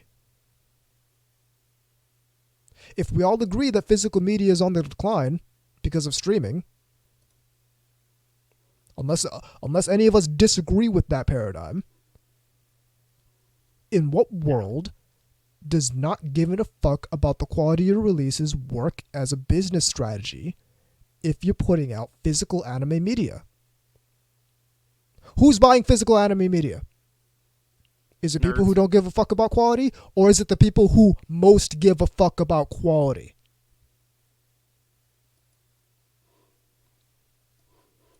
No, I know. I get you. So, that's my thing. How does Funimation continue to survive in this industry? They just throw money at it and just hope it goes away. They're And they need to run out of money eventually, and Because there's still people that buy those DBZ sets. There you go. yeah, even so, they're low grade or Those are people who don't like. They're not connected to the greater part of the culture. exactly. I see what you're saying. well, here's the thing. They just say, "Oh, DBZ. I used to watch this." It's You like, know, ooh, oh, yeah. it's only $20 for 30 episodes or something. I'm just making up a number, but you get the idea. Can those Sweet. people survive? Can those people sustain Funimation's entire enterprise? Well, it has been not forever. No. Has No, it? not forever. Have they been for a decade? It's Funimation's entire enterprise sustained just off of DBZ. Well, Because other we things were just too. talking not too long ago in this episode about how people actually buy ecchi anime, and how they're probably making a significant bit of money off of ecchi anime. Yeah. So- which they hide behind a thin veneer, of Well, disgust. it's the stuff like it's My Hero Academia. Now that's. I know what you're saying. You're saying there are certain core shows that have these sort of blind buyers Right. that just like, ooh, thing, give me. Yeah, And again, I just saw a commercial on. you saw a commercial for My Hero Academia? No. No. No. Did it have any rainbow hairs? No, I was commercial for it's a set of the 2 new FLCLs. Oh, In the new website. Fooly Coolies. Yeah. Yeah. Progressive and whatnot. Yeah. Yeah. The ones which came out and the one that nobody asked for and that came out and everybody forgot about them immediately after. Yeah, I know what those are. It's true. I mean, and yet they're still on Adult Swim, I believe. Well, of course, because Fully Cooley was really big on Adult Swim, so of Well, course yeah, they're gonna try and get. Didn't they also, like, the Adult Swim people also work on them?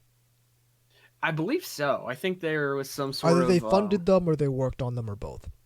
Were you yeah, the one? they were involved somehow. Anubis, were you the one, or I heard it somewhere?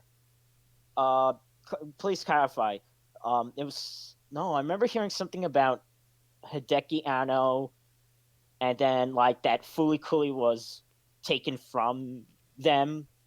So yeah, and I don't remember all of the details, but when Anno left Gainax, part of the terms were that there'll be some kind of funding agreement in exchange for some licenses, and Fully Cooley was one of the ones that stayed with old Gainax, if I'm not mistaken. Ah, okay. Which eventually led to Progressive and Alternative, or whatever it was that nobody asked But then for. how did it get made at Production IG? They probably just helped work on it. No, Gainax had nothing to do with this one. Then Gainax probably sold the rights. I don't think Gainax had anything to do. The last. That's Gainax what I'm is- saying. If Gainax didn't have anything to do with it, then Gainax. So, like, if the rights stayed with Gainax, then they can do whatever they want with it, including sell the rights. Because here's the thing. I'm gonna now I'm gonna look at Gainax. I'm gonna look at the last thing they made. Yeah, Gainax doesn't really exist as an animation studio anymore. Okay, the last TV series that they made was Wish Upon a Pleiades. It's from 2015. Yeah, they don't Okay. really exist as an anime studio anymore. No. No. They They exist as legend. Yeah, they're basically a show. Oh, was it? No, it was. But was it also? Oh man, was it A&N that wrote a thing about Gainax or something? That it's basically like a shell. Oh, like Yeah, a shell shell company. corporation. Yeah. Or Yeah, a holding company, something like that. Mm-hmm. Because they're not making anything anymore. No, Um, they there's all don't this, exist as an like- anime studio. Yeah, there's all this like ultra seedy stuff about this group of people putting this Stuff about amount of money in- embezzling and shit. Not embezzling, like what you said, shell corporation type Mhm. of like just this person putting this amount of money there and this putting Mm-hmm. but not actually producing anything of anything that like a way to bring this. It's a front to for those made airplanes. No, because I'm looking at they have not made anything in a while, and of course Ava doesn't count. Ava is Yeah, it's Studio Kara now. Kara. Mhm. All the people who were of Gainax, either split off to Yeah, the talent seems like it actually left and went to Trigger.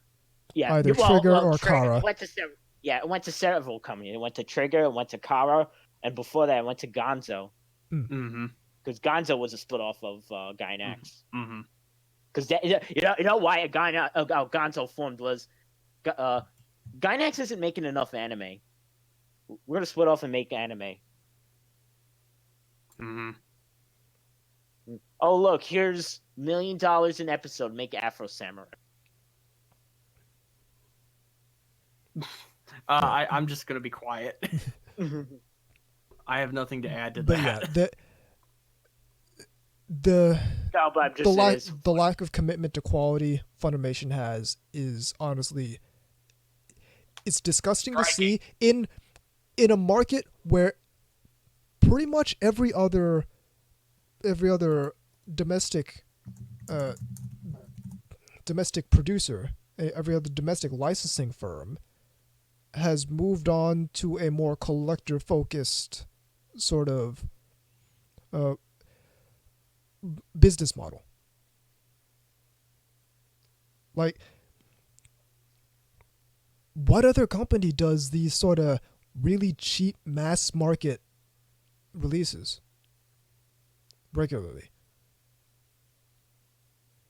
well, they're not all, like I said, they're not all, but I know what you're getting at. Well, I know what you're Funimation aren't known for their collectors releases. When was the last time you saw Not really. a Funimation collectors release that was? They don't really like, do the deluxe thing. They Like, don't, but every other company does. No, they do for some series. Yeah, but it's like not, they're not 3 known of them. for it though. I remember we mentioned that shitty Dragon Ball one. I remember one for Cowboy Bebop. What else do they really do collector's editions for? Well, the second season of Love Live had those postcards. And it came with like an art book, like a mini art book type of thing. Okay, so now we're at 3. All right. Whereas And fucking that one came and went. I was lucky to get that because that came and went, and then they really decided to do. Oh, we're just going to do a package with both season 1 and 2. yeah, well, Pretty smooth. whereas you can get a fucking like Amagi Brilliant Park, which probably not one of the top Kiwani anime out there. But you can still get a collector's edition of that at Sentai Filmworks. Like, Sentai Filmworks puts out collector's editions of a lot of their stuff. And let's not even get into Aniplex. Aniplex, we don't need to get into Aniplex. No, because then we'll have Zeke on our ass. But no, well... We know you're listening. Well, I'm actually going to look right now on... I will look at... Should I look at pre-orders or new releases for what Funimation? Do whatever you want. New releases. All right, because I want to see what they have that would be considered deluxe edition. Yeah, I mean... And while you're doing that, I'll look at Sentai Filmworks premium box sets. Armed Girls Machiavellianism, an anime 4 people watched, has a premium box set. And all 4 of those people were Time Filmworks. Enforcer Anubis in different time periods. Oh, okay. Well, they do a lot of this. Funimation. They do like that time I got reincarnated as a slime, season 1, part 2. Mm-hmm. They have a regular edition and a limited edition with Blu-ray. Yeah. But what do you get in the? Yeah. What do you get with it? To be fair, the one I had a little art thing. It's just a box. Oh, okay. Included a 100-page art book, art cards, acrylic keychain, and vinyl sticker. All right. So and to be clear, that's an anime that has a lot of marketing behind it and a lot of hype surrounding it. Here's one. Whereas Armed Girls Machiavellianism, again, an anime 4 people watched total. You get. What? Okay, here's one. SSS Gridman, the limited edition. 150-page art book, art cards, acrylic keychain. They're gonna be converted into a bracelet and a sticker. So, yeah, that's the kind of extras they do. They do for their limited. Infinite Stratos 2 premium box set. An anime that 8 people remember. And you are one of them. I'm one of them, and it's for a bad reason. Sorry. I shouldn't find that as amusing as I do. It's like, damn it. Need You'll notice that looking at the premium box sets out of Sentai Filmworks, a lot of them are anime that weren't massive with a lot of marketing behind them.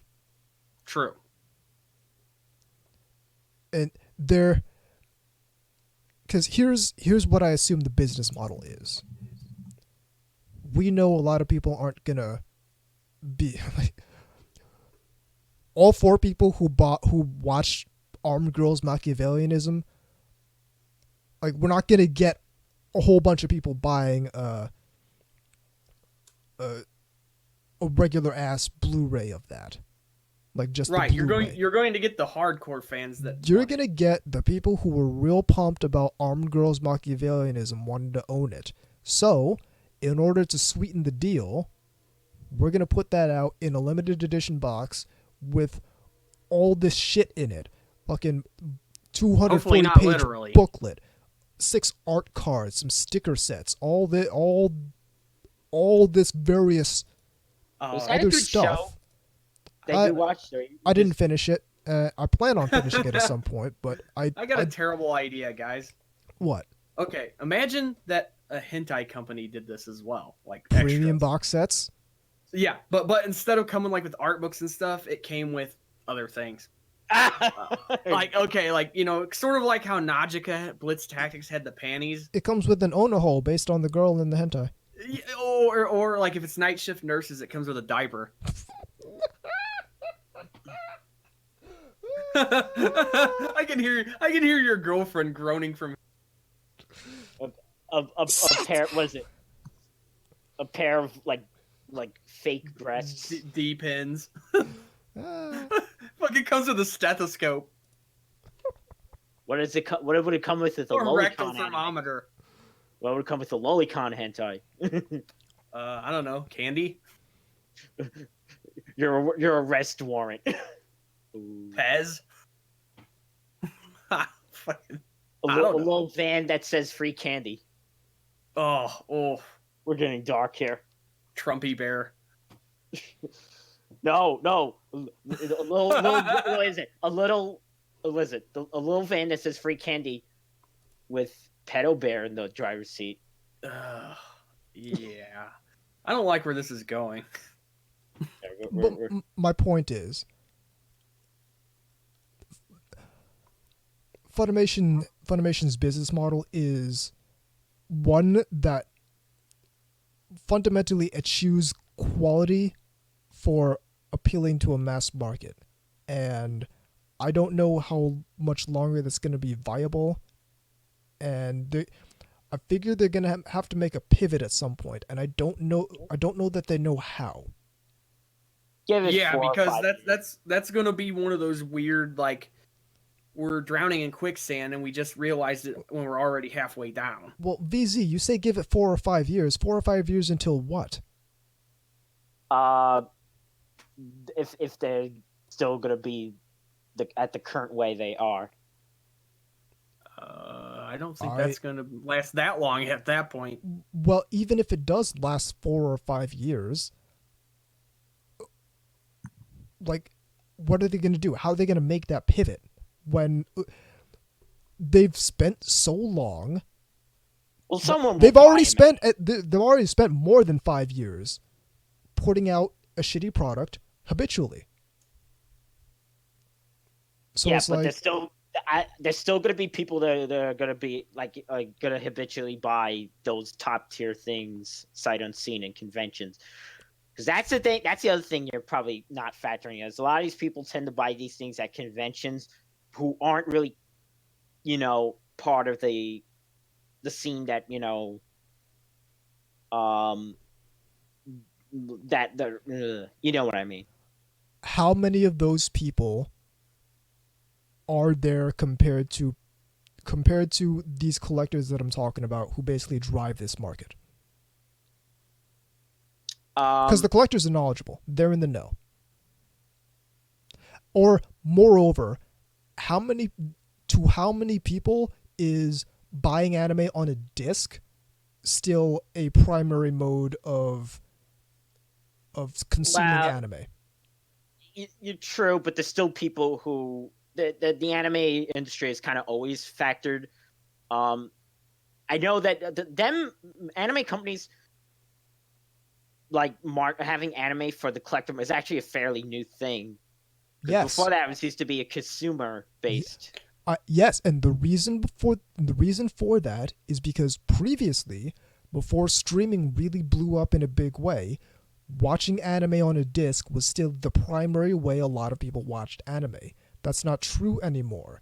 The reason that a company like Aniplex of America can get by and be successful in this market without, barely doing any marketing for their shows like Funimation has to do, is because they can count on their consumers being knowledgeable and having already watched these shows via streaming services before picking up the show that they want to see, they want to own. And these are the people who care about quality. They care about having a good release. They care about it looking nice. They care about it being packaged up nicely. And Aniplex of America to the moon. Aniplex of America delivers all of that, and as a result, they get their shit purchased. Someone's taking a loan out to buy Bakemonogatari now. Sentai Filmworks does the same thing. It might be a recent revelation in the industry. They saw which way the wind was blowing and adapted to the situation. They saw which way the wind was blowing and adapted to the situation. Exactly. Just like any smart business person will. Bingo. It almost sounds like Funimation's almost trying to fight it. It really seems that way. And they're not going to win. It seems they're that just way. Not. It seems like they're trying to fight anything that would commit them to quality.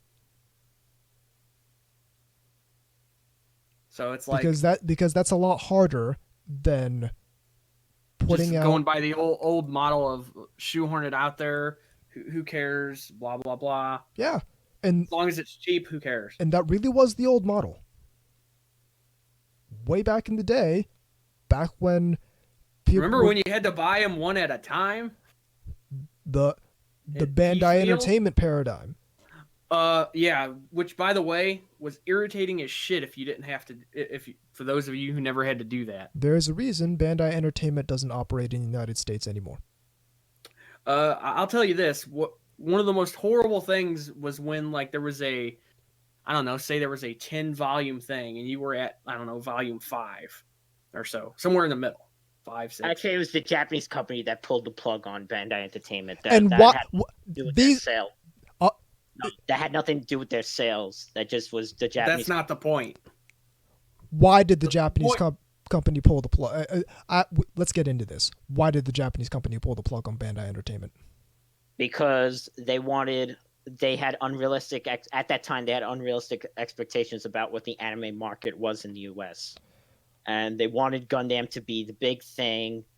But Bandai Entertainment was releasing Gundam in that old model. Oh, so what you're saying is I'm right. That Bandai Entertainment's adherence to an old, outdated business model. But that was. Let me finish.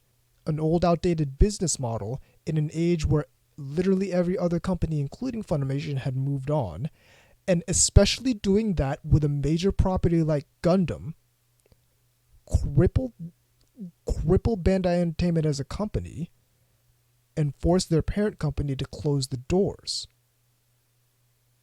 Is that what you're saying? I'm only kind of speculating because I think that's what might have happened. Because they said that we could have gone for a few more years before. Well, the point I'm trying to make here is it was an irritating and frustrating experience because you would get to somewhere in the middle and then there would like the bottom would drop out and the new one that was supposed to come out, it would just not show up. It would just be delayed or places wouldn't have it. And you'd be forced to just basically get stuck in collecting it or move on. Yeah, well, that was like me, like with the original release of not Photons, Dunbine. Right. Well, to be fair, that one's slightly different in the sense that I don't think that one had a very good distribution channel to begin with. But it was like, it was a poor distribution channel. And you know what the dub director for that was? You're gonna like flip your top. I doubt that. Carl Masak.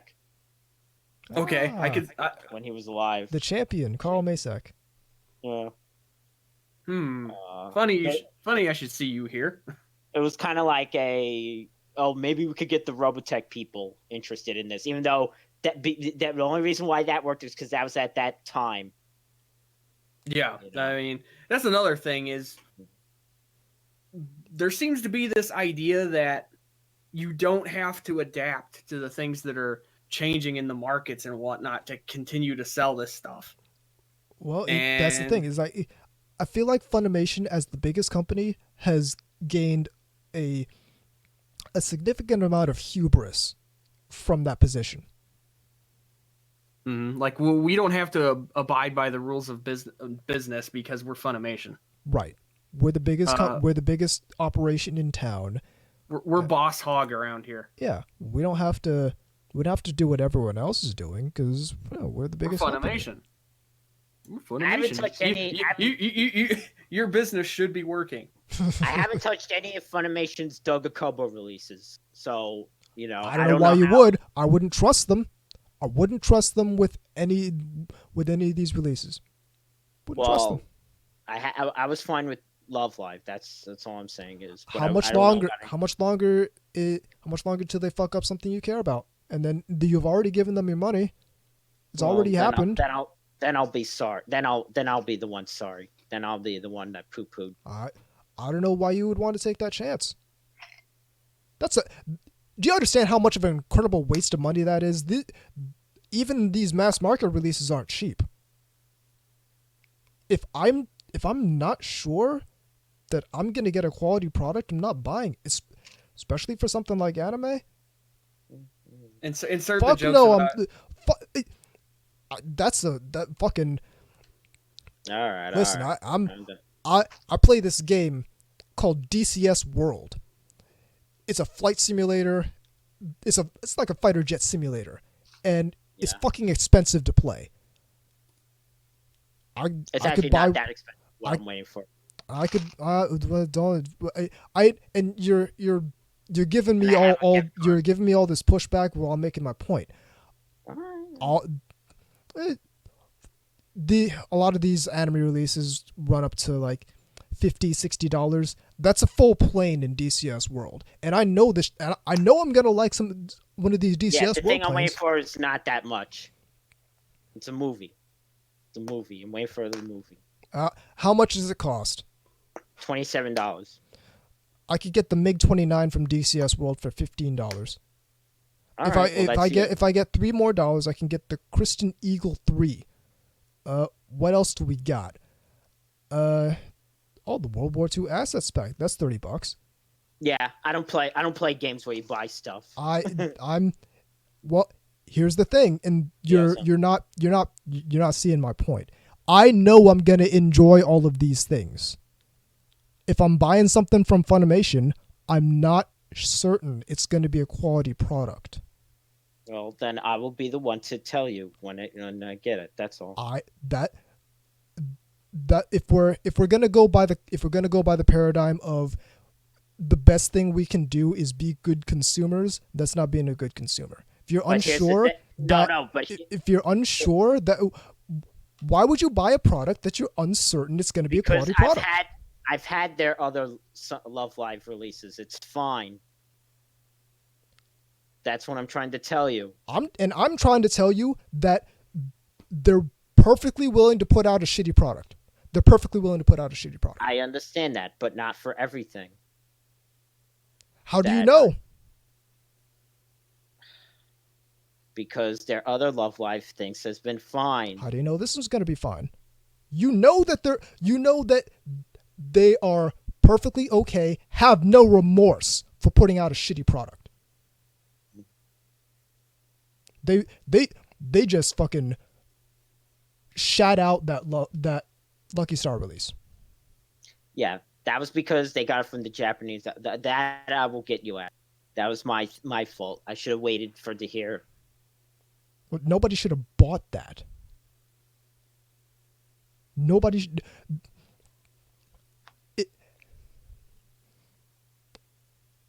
After the Lucky Star release, there should have been a heavy degree of scrutiny given to Funimation because they allowed that to happen. Well, what's funny is nobody gave scrutiny for it, and they should have. Just like probably they should because have. that They should probably have because scrutiny. it was a re-release. Well, no, that's not what it was. K-Gods. It was a re-release, but on Blu-ray, and it was from Bandai had the license originally, and when they brought it over, I get that. The DVD, even the DVD, looked worse than the DVD of Bandai's. They just got a shitty copy from the Japanese license, and then they put it out. My point is the reason why people didn't complain as much is because the hardcore fans already had it from previous, and they weren't going to double dip on it. Well, apparently Reviews had no problem with the Funimation release, so I don't know what. Only one person had or maybe they're just not video files and can't discern anything. Maybe yeah, they're not the same kind of people who are committed to quality, like a lot of the people who do buy stuff from, say, an Aniplex or a Sentai Filmworks.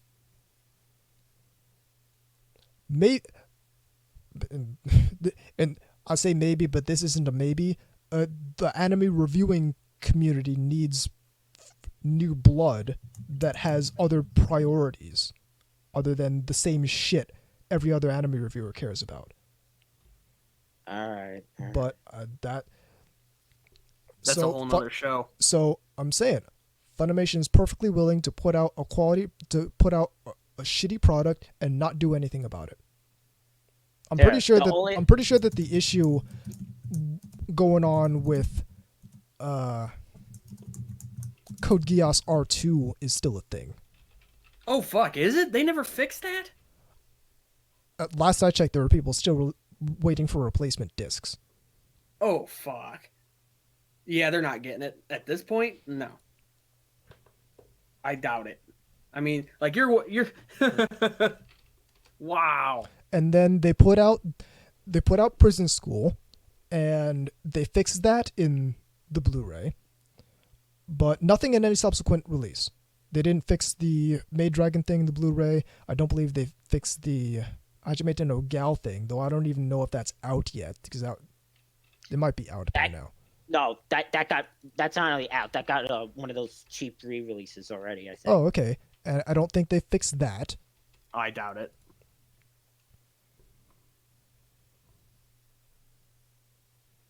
So they put out shit and they never fix it.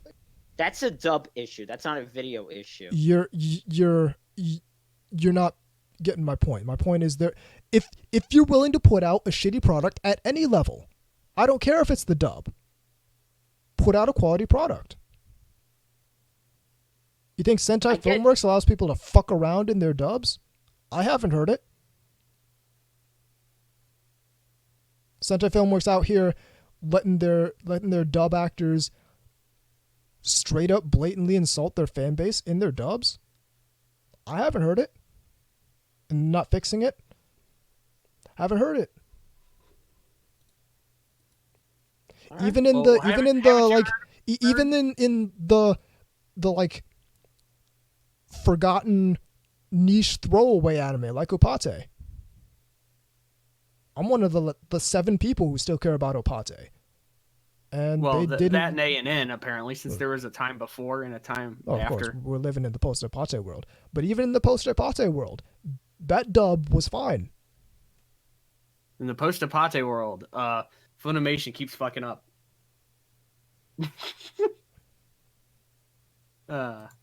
That's an evergreen joke. Yeah. This from Discord. This wouldn't be fair to otaku who like English dubs. Yeah. What do you I don't like dubs, but dub fans don't deserve this. Oh, in the anime. Oh, okay, I see. Yeah, the dub fans don't deserve shitty releases. Yeah. I still don't understand why they let people run around. Like, for example, the one dude, the prison school and all that sort of shit, basically was like, who cares if you like this crap, you're a loser anyway. Because they don't care. They don't care but on it's an like, organizational apparently level. enough for you to work on it. I mean, they don't give a fuck. They don't give a fuck about it. They don't give a fuck about the people watching this stuff. They don't give a fuck about putting out a quality product. At this point, they don't even give a fuck about putting out a product. They don't give a fuck. And it's ruining shit for the rest of the industry. They're fucking the bag up for the whole industry over here. bobbing for apples. And it all comes down to the fact that they just are not committed to putting out a quality product. Are not committed. They don't care. They don't give a fuck about putting out a product that people will want to purchase. They just release the shit as the regular mass market release, which is an outdated concept and is a dying way to release anime.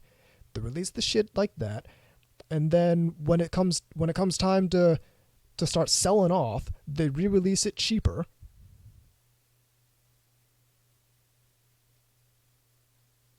And they don't give a fuck. They put out this, which one was it? Sugumono promised a uncensored release of that. When it comes time to put that release out, long story short, they didn't put out the actual uncensored release. So they're lying to people now. Actually, I think with Ishizoku Reviewers, they had initially, this is hilarious. Initially in their copy, their promotion copy for the show, they talked about and we're putting this out uncensored. And then a few days later, if you looked at the promotional copy for the show, that part was just omitted from. Was it just outright redacted? Yeah, Like, yeah, it just wasn't there. So I don't know. Okay. There's a lot of weird, sketchy, seemingly shit going on around there. Well, it's not. It's less that it's sketchy and more that it's more like Henlon's razor. It's like, don't attribute to malice what you can attribute to stupidity.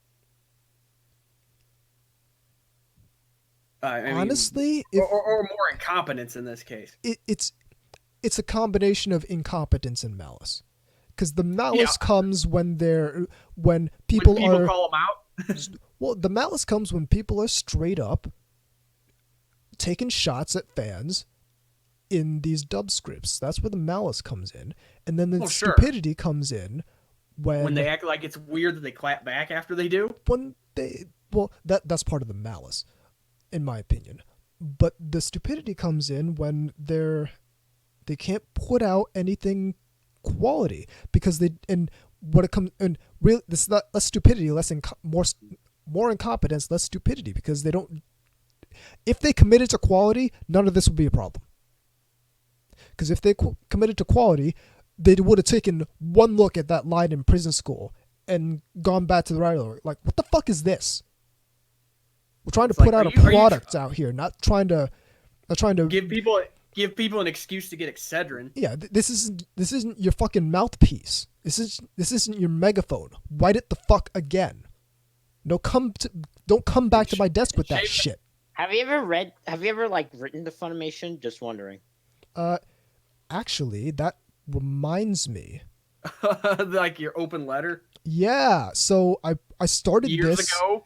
3 years ago, more like 2, back after the Hajime no Gal thing happened. Mm-hmm. Open letter to funny.wordpress.com. Yep, I remember that. And the concept is, if you got legitimate grievances with Funimation, you step up in here, you go to submit your own letter, and you write out, hey, I'm so and so. I've been a customer for this long. XYZ. I've got, and this is my problem with what you've been doing. And in my own, I even attached a photo of every Funimation release I own. Put my money where my mouth is, so people understand. I'm not just some dude. I'm not just some dude out here who's mad. I'm a customer who has problems. And if they don't resolve these problems, I'm not going to be a customer anymore. And that's what it comes down to. Is listen. If Funimation got their fucking act together, there are Funimation releases that I would go out tomorrow and buy. But they're not. But they don't. And I'm not going to buy them because I can't trust that they're quality. Can't trust it. Do we have any mail? We do. Okay, does it tie in? No. Okay. Yeah, let's wrap up, bros. So, basically, Funimation sticks out like a sore thumb in terms of their behavior.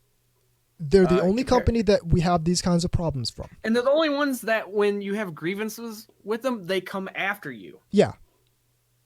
Like most places, like say if you were to get something from like Nozomi or wherever, they would like, oh, I'm sorry, we'll try to correct that, or and that's just for technical errors usually. I mean, we'll not get into Viz with Sailor Moon. That still pisses me off. Yeah. we're encoders on steroids. If we want to talk about the most egregious things companies have done, Viz and Sailor Moon is up there. Like for Viz. This was I wish I had printing a money. soundbite. This was printing money. Like you didn't have to do anything except make it look good. There's no excuse for making a bad release of Sailor Moon. No excuse. No amount of work you'd have to do would dissuade people from, That's because there isn't a Blu-ray release in Sailor Moon in Japan. So whenever I'm always wary of when a Western company tries to do a Blu-ray release when there isn't one in Japan yet. Yeah. Well, what it comes down to is it was their decision not to wait. Yeah. Well, we got to get this thing out, because it's Sailor No, you Moon. No, you don't. It's always gonna sell. That's like Gen Fukunaga from Funimation being mad About somebody scooping up Ava. Yeah, that Netflix got Ava. Because he knows it's a guaranteed sell. Spend the money. It's one of the most influential anime of all time. Spend the money. You know it's gonna sell. Spend the money. Don't let Netflix come on in here with their money bags and scoop up the license from you. That might have been a situation. I'm just speculating. I have no idea. I'm not defending. I'm just saying that might have the amount of money that Netflix got for Ava might have been Funimation's entire GPD allowance or whatnot. Take out a loan. Spend the money. I mean, yeah, it would have sold, so they would have made back. So they would have made their money back. It's like trying to sell fucking. It's like, I mean, now it's like I wouldn't have bought it. carnivore. I wouldn't have bought it because Funimation got it. But guarantee you, people would have spent the money on it. Okay, so maybe their new tagline should be "You should be skeptical."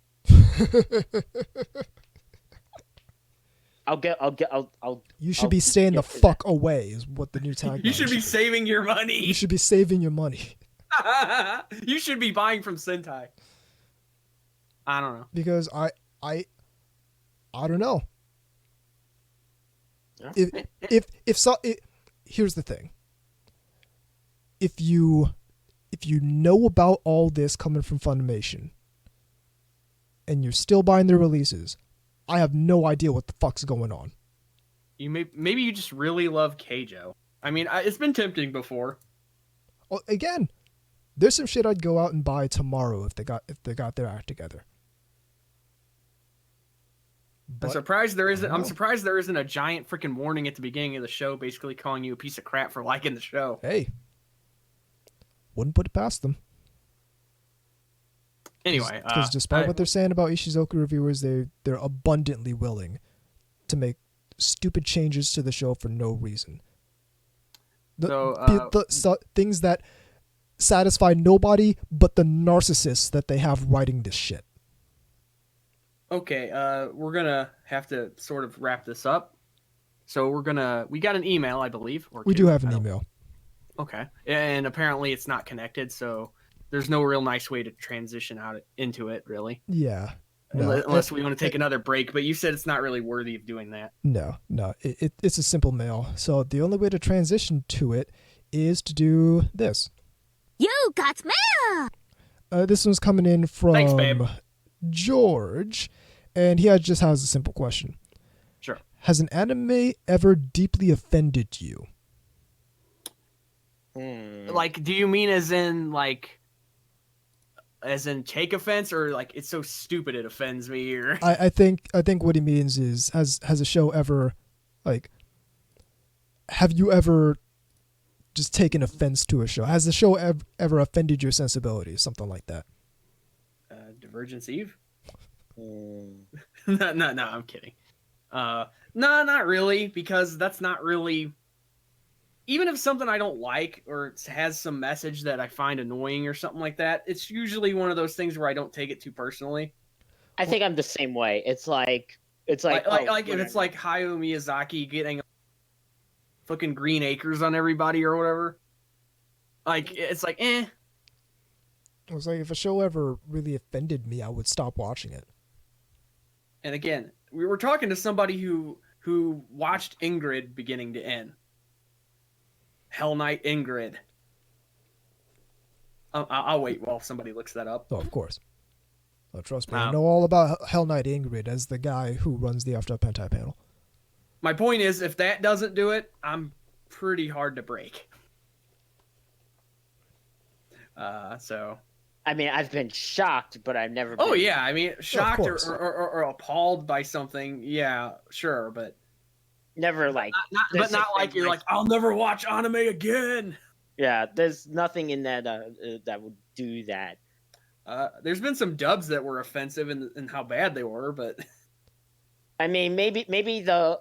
and I've only seen clips of it. I never actually watched it. The show that... Shoji Karamori did in 2000, something like that. What's the one? Earth Girl Arjuna. Oh, okay. Where it's basically like, what if Captain Planet was an anime? This sounds terrible beyond description. What if it was a magical girl type of thing, but like hyper preachy and like.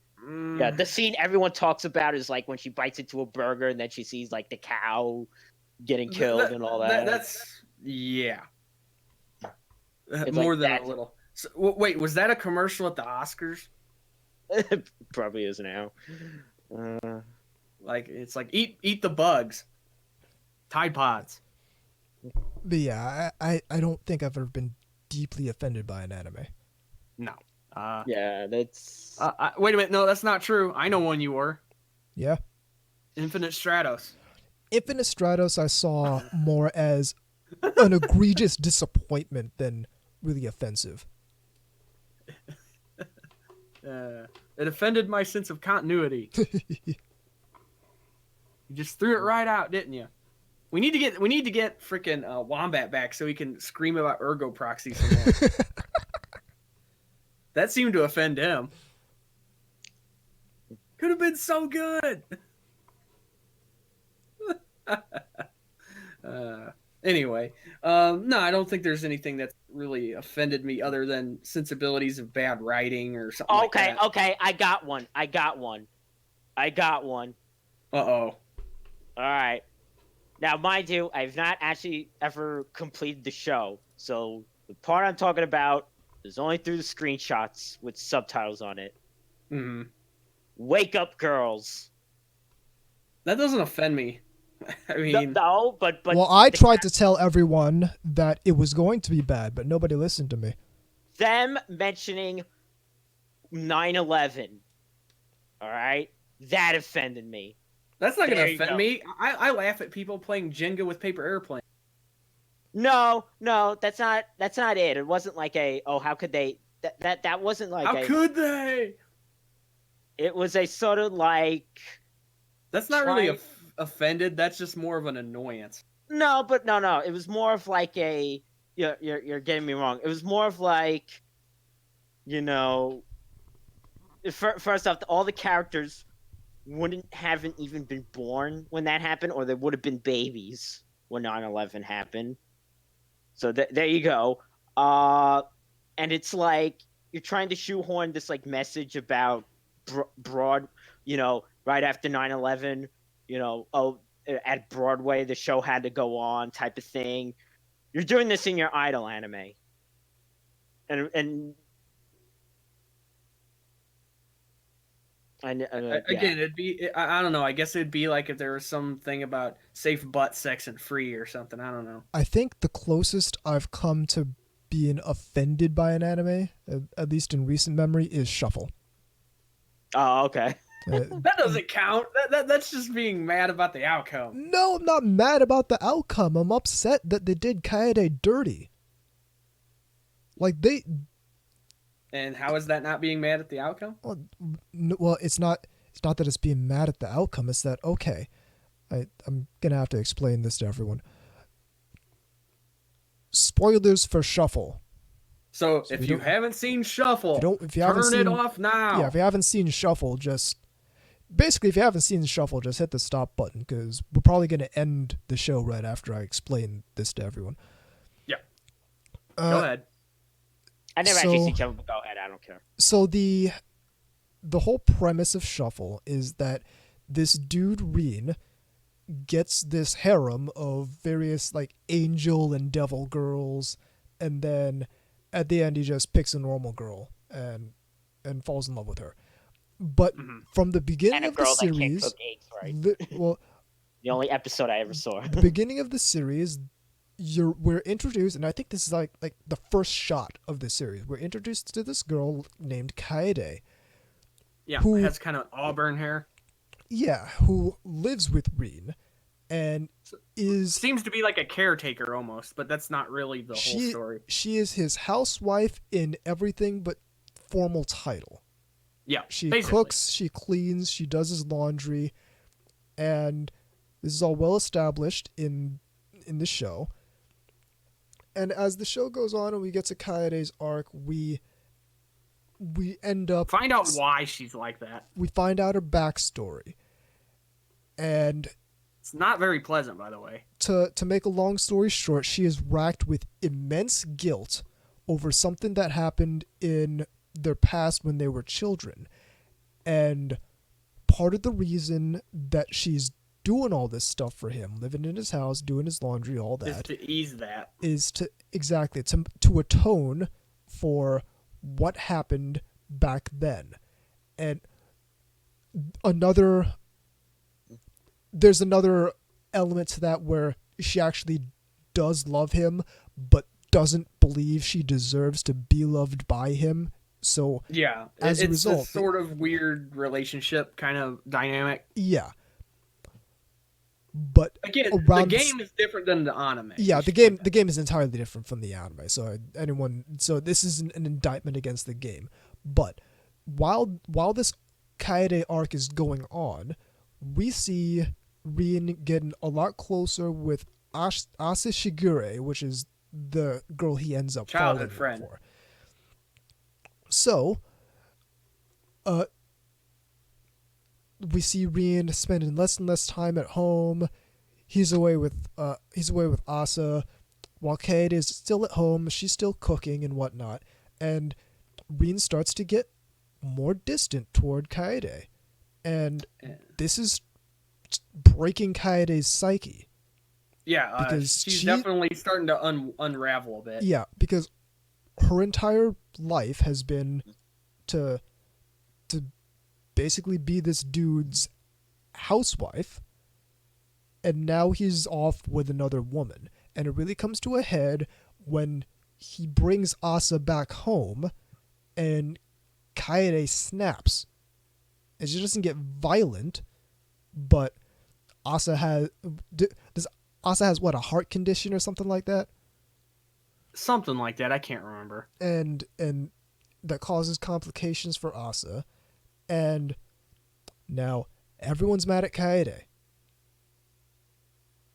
And what we don't get is a deep investigation into this really unusual living arrangement that this not girlfriend and boyfriend have had since the beginning of the series, that everyone just accepted, but still formed a harem around the dude. Yeah, including some interesting ones out of that. Yeah, and so what we don't get Including is a token loli. is a conversation about how wait a second, Reen and all of Kaede and Reen's friends. Maybe there's a reason all of this happened, and maybe Kaede didn't just go buck wild for no reason. Maybe it has something to do with the fact that she's been in here doting on homeboy, doing all the chores in the house, acting like his wife since episode 1 of this series, for 20 episodes at this point. And perhaps that there's something to be investigated here, but the focus goes on. The focus ends up being, oh, well, okay, well, Kaede, here's why Kaede is so fucked up. We're not going to talk about the living arrangement because that's weird, but we're going to go into why Kaede is so fucked up. And the whole thing just comes off as we're going to make Kaede into the bad guy. Yeah, I mean, I see what you're getting at. Yeah, because we need someone to blame for the thing that happened with Asa, and it would be complex and difficult to actually look at this and notice that there really is no one to blame, except maybe Rin for not letting Kaede down softly, saying, "Oh, homegirl, we're not dating. Why the fuck are you doing all? Why are you washing my underwear?" So so that's the closest thing to an anime that deeply offended me. If only because I thought that none of these what are presented as very close friends had a conversation about this weird living arrangement that ended up causing problems. Yeah, I mean, and again, these kind of shows, especially at the time, they didn't usually do the arc thing like they usually do now. They tried to tie it into one big narrative, and a lot of the shows now just do it by arc. Yeah. Whereas this, they try to make it more, you know what I mean? Less, I don't know what the right word I'm looking for here. Well, it's like each character had their focus arc, but it all, well, unlike the game, it all came to, but... well, unlike the game, it all came down to an actual decision towards one character. Right, exactly. Whereas in this, they had to make it flow more and less like a game and more like an actual story. Right. Which obviously. Otherwise, it would just not really work. Which is always the struggle for making these things into anime instead of just being an interactive game. Because you end up with these like milquetoast bland, like self-insert characters that don't really have a personality. Right. Which really isn't the problem I had with Shuffle. No. I mean, he actually did, but well, and so like that's the whole. Shuffle's a quality anime. I'm not gonna. There's no world in which I'm gonna call Shuffle a bad anime. But they didn't need to do that with Kaede's character. They really didn't, and it kind of made the whole thing. It made the whole thing weird to the point where I dropped that show when I almost finished it. Because that's nearing the end of the show when all that happens, and I just dropped it. I'm like, I can't handle anymore. I can't handle the fact that these people didn't have that conversation beforehand. Like it kind of breaks down the perception of all these people being really close friends. Like it seems out of character. More writing glaring flaw than an actual attempt to be annoying about it. Well, yeah, no, the writing around that point was so bad that it dropped the show, and that's the closest I got to being offended. I don't know. We could always go back and revisit some of your old school days posts. Those might be fun. Well, that show actually had compelling writing. Seriously, I don't know anybody that wasn't at least annoyed. I was kind of like when Orisuke was airing, I was kind of like, wow, every character in this, when it was starting out, every character is terrible, is a terrible person. But that's the thing. But that was by design. Exactly. Yeah, but there's a difference between bad writing versus they're supposed to be. Yeah. So in short, nothing really is offensive in the way that he's probably trying to say. No. At least not to us. I mean, for other people, they're offended by, farts in the wind. But yeah, it's not like it's not like a certain someone watching Kiss Sis and being like and just stopping right there. It's like, yeah, exactly. These are the people that probably shut down if they see Icon or whatever. I mean, yeah, I think it's a crap show, but I'm not offended. Anyway, that's going to be the show. Again, I apologize if I sound a little off. I'm No. having some problems. I'm still recovering here. Email address, ntrradio@gmail.com. Website, ntrradio.net. VZs at vzmk2moemekagatai.wordpress.com. Thebigbookofidol.com is where his book is. It's still cold. You can get some of those jackets or shirts. At yashike.moe/store. What about the print version? Print version is in progress. I'll be getting with you on that shortly.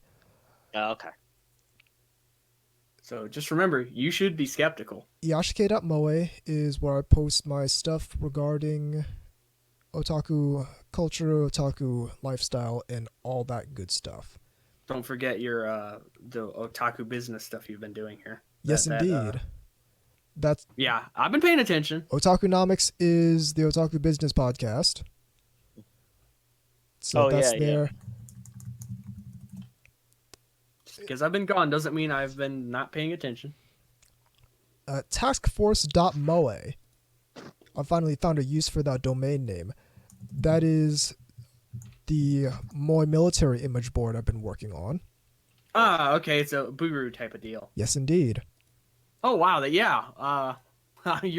probably a good thing you sat on that. Fuck. How long did I have that domain? It's got to be like. Oh, you've had it forever since the .moe thing Since became the .moe thing came out. Yeah, pretty much. You jumped on it. Wasn't it like fucking like $2 or something? Like no, it was more. It was more than that. Oh, okay. I just remember because I remember laughing at the .ninjas. See those sometimes because we laughed and thought about doing something with that. Yeah. So taskforce.moe. Bakugaijin Show, Otaku Midnight. The Panda's working on something. It's called The Daikon Show. That's going to be on YouTube. Keep a lookout for that.